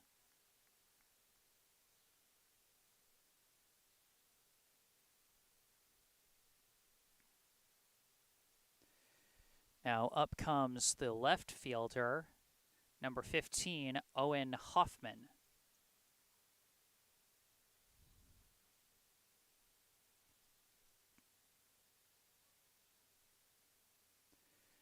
DiPaolo at first, Fantuzzi at second, Brendel at third. 1 out here in the top of the 5th. First pitch fouled off, strike one.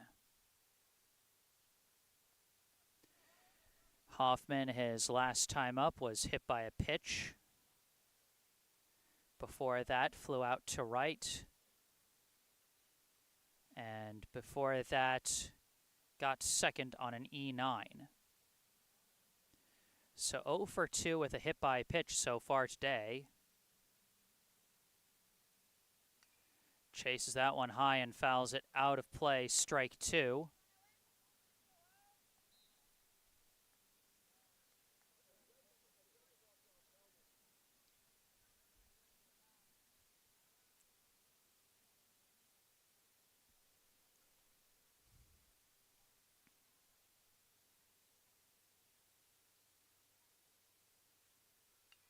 And a defensive swing there keeps Hoffman alive at 0-2.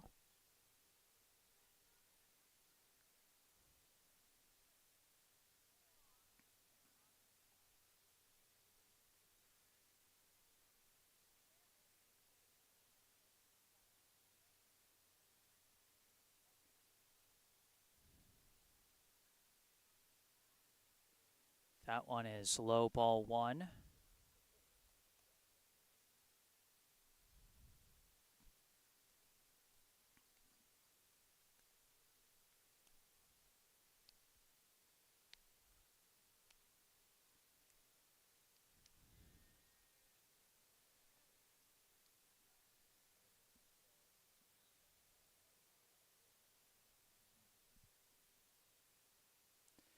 And that's a low ball two, blocked again by the catcher, Saldana.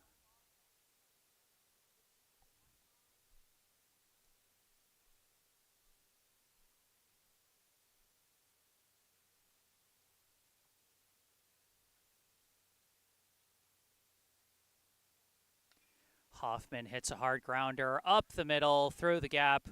One run comes in. Brendel trots home. Lucky run number 13 for Brookline.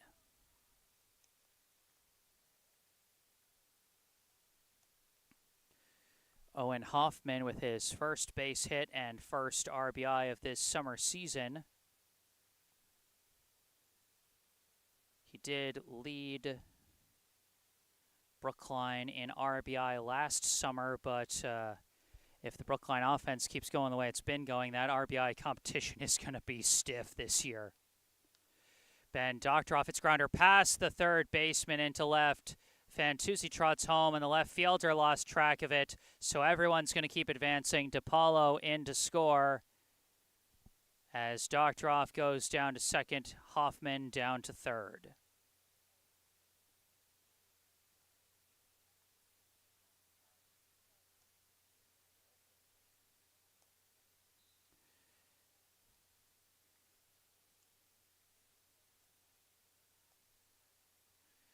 So Fantuzzi and DePaulo both score. Runners at second and third, still one out as Noah Klein steps up and takes strike one. A 15-0 lead now for Brookline.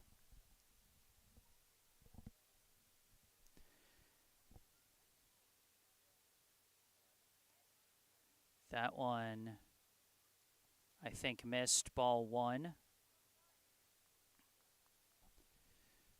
Klein, his last time up, drew a bases-loaded walk. That one misses, ball two. So at this point, Jamaica Plain would have to score 4 runs in the bottom half of this 5th inning in order to keep this game going. As Klein hits a hopper past the first baseman into right field. Another run comes in as Hoffman trots home. And Noah Klein makes Brookline's score match his jersey number 16-0.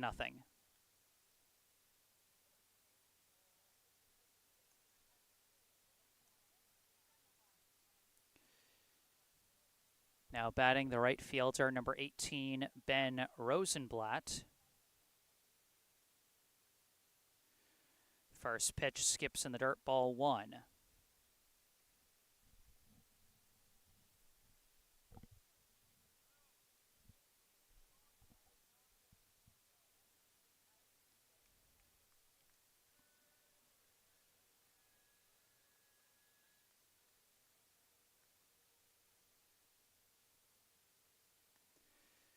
That's going to be a high ball, too.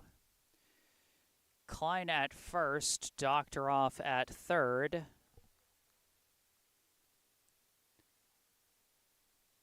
One out here in the top of the fifth.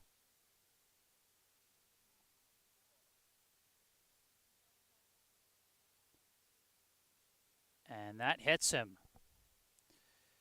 Rosenblatt reloads the bases with a hit-by pitch.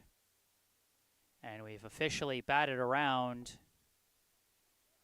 here in the top of the fifth, as it looks like there's going to be another pitching change for Jamaica Plain,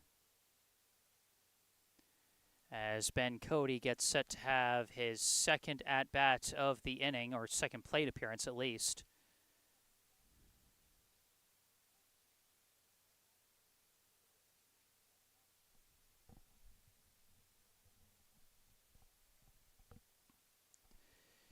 And this will be number 6, C. Thompson, taking over for W. Thompson.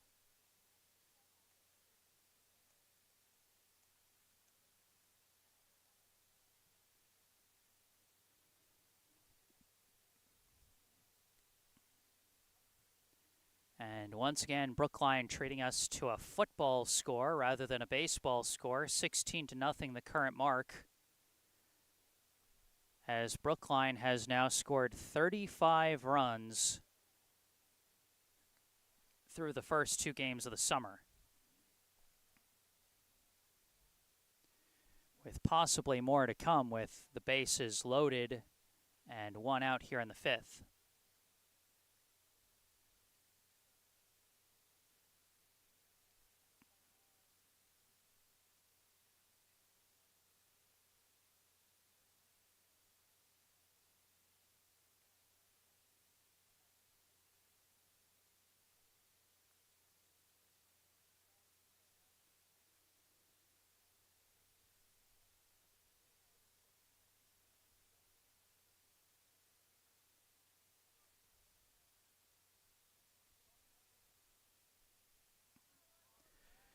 All right, warm-up throws are done.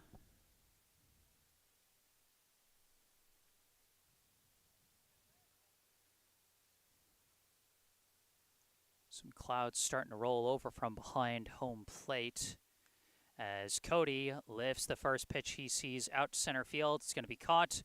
Runner's going to tag. Throw for home, not anywhere close, as Doctoroff comes in off the sac fly from Ben Cody.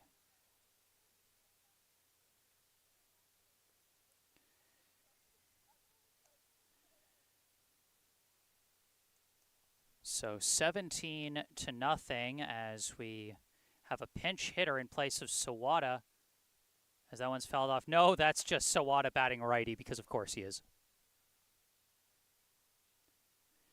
I think I've seen him do this once before.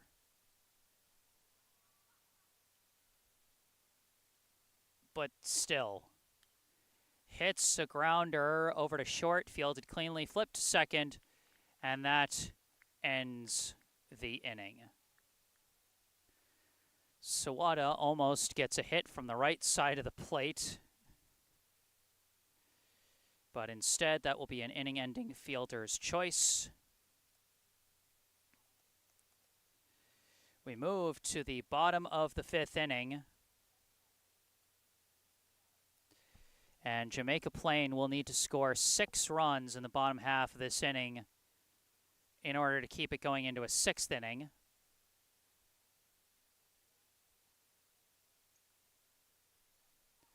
And during this break between the top and bottom half of the 5th inning, I'd like to take a moment for a local charity spotlight. I'd like to tell you about the Brookline Community Foundation. For over 100 years, the Brookline Community Foundation has been a trusted partner, supporting Brookline by investing in organizations and initiatives that help create opportunity and promote equity for everyone who lives, learns, works, and plays in our community.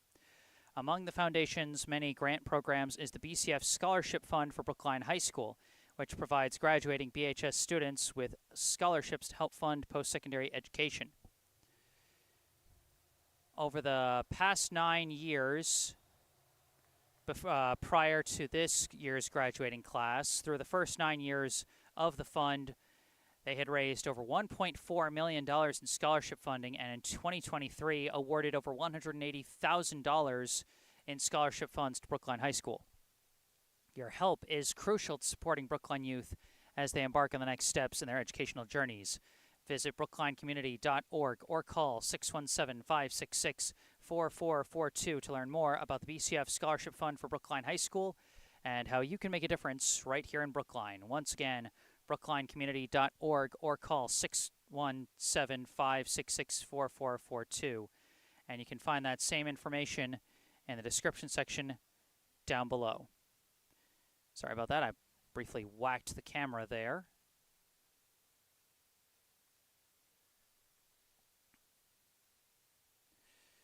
Well, it'll be the 4, 5, 6 hitters, Rodriguez, C. Thompson, and A. Pimentel coming up.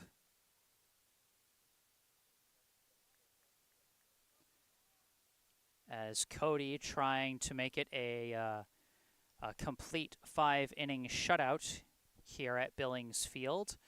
First pitch to Rodriguez is fouled off for strike 1. Rodriguez, who started as the extra hitter, has been playing first base for a couple of innings now. His last time up, he popped out to short to end the first inning. Checks his swing as that one bounces in the dirt, ball 1.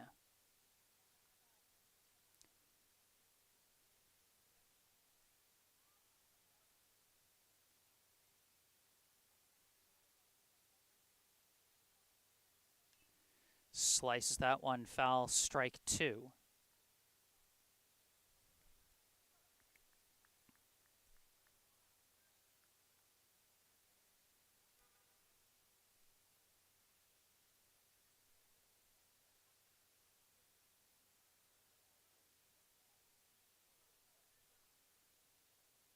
That one misses low and away, ball 2.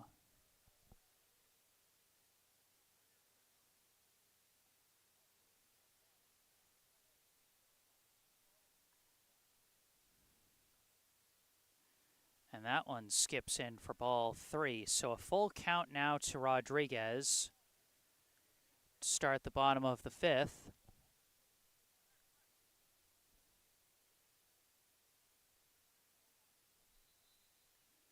And slice that one foul, stays alive.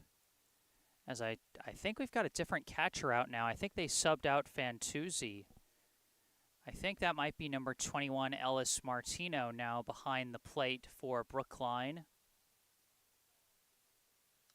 This one's a hard hit grounder. Charging in to take it is Brendel. Throw to first, a little wide, but Klein does get it for out number 1.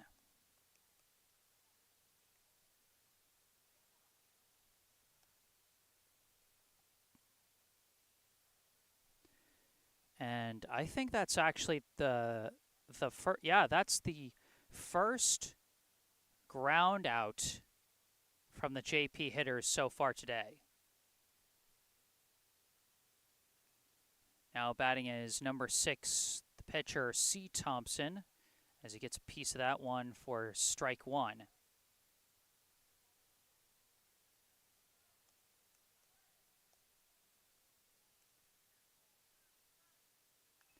This one skied up, pop fly. DePaulo's got it, out number 2.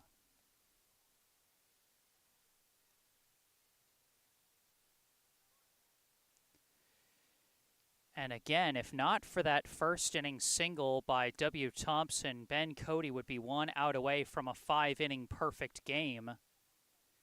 But as it is, it's just JP down to their final out with number 27, A. Pimentel, as it takes low ball 1.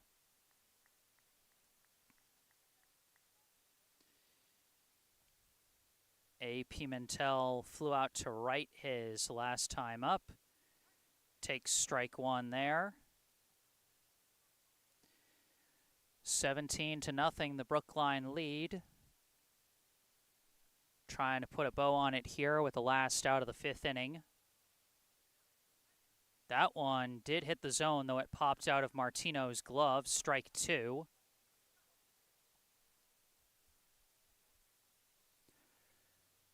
Brookline 1 strike away from getting their second win of the season.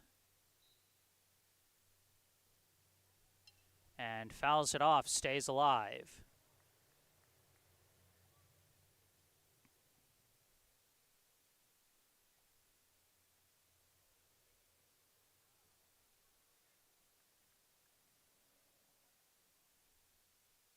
Swing and a miss. And there is your ball game. Ben Cody takes care of business with a 5-inning complete game shutout. And Brookline secures the Mercy Rule win 17-0.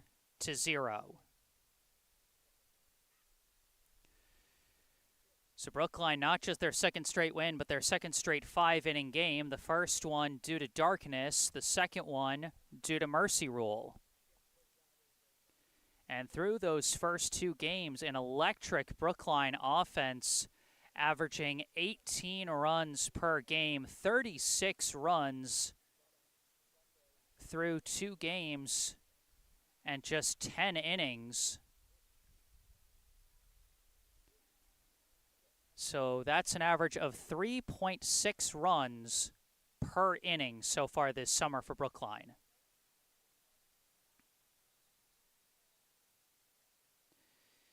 Well, that's going to do it for this one. Brookline improves to 2-0 on the season. Jamaica Plain falls to 0-2.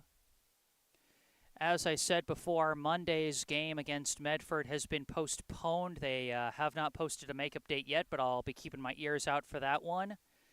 And then I think not this coming weekend, but next weekend, I think Brookline's going to be doing a special tournament they're going to be participating in.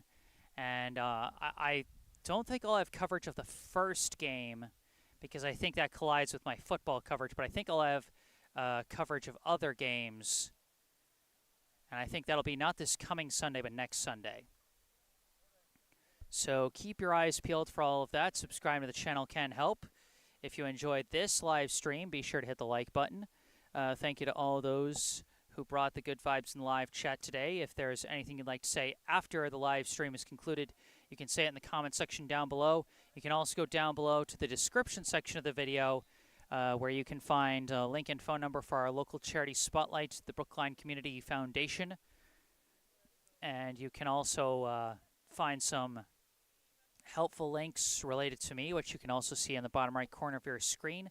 My personal website, jessesports.com, where you can find out more about me, the freelance sports broadcasting services that I provide to various teams, and how you can commission those services for your favorite team.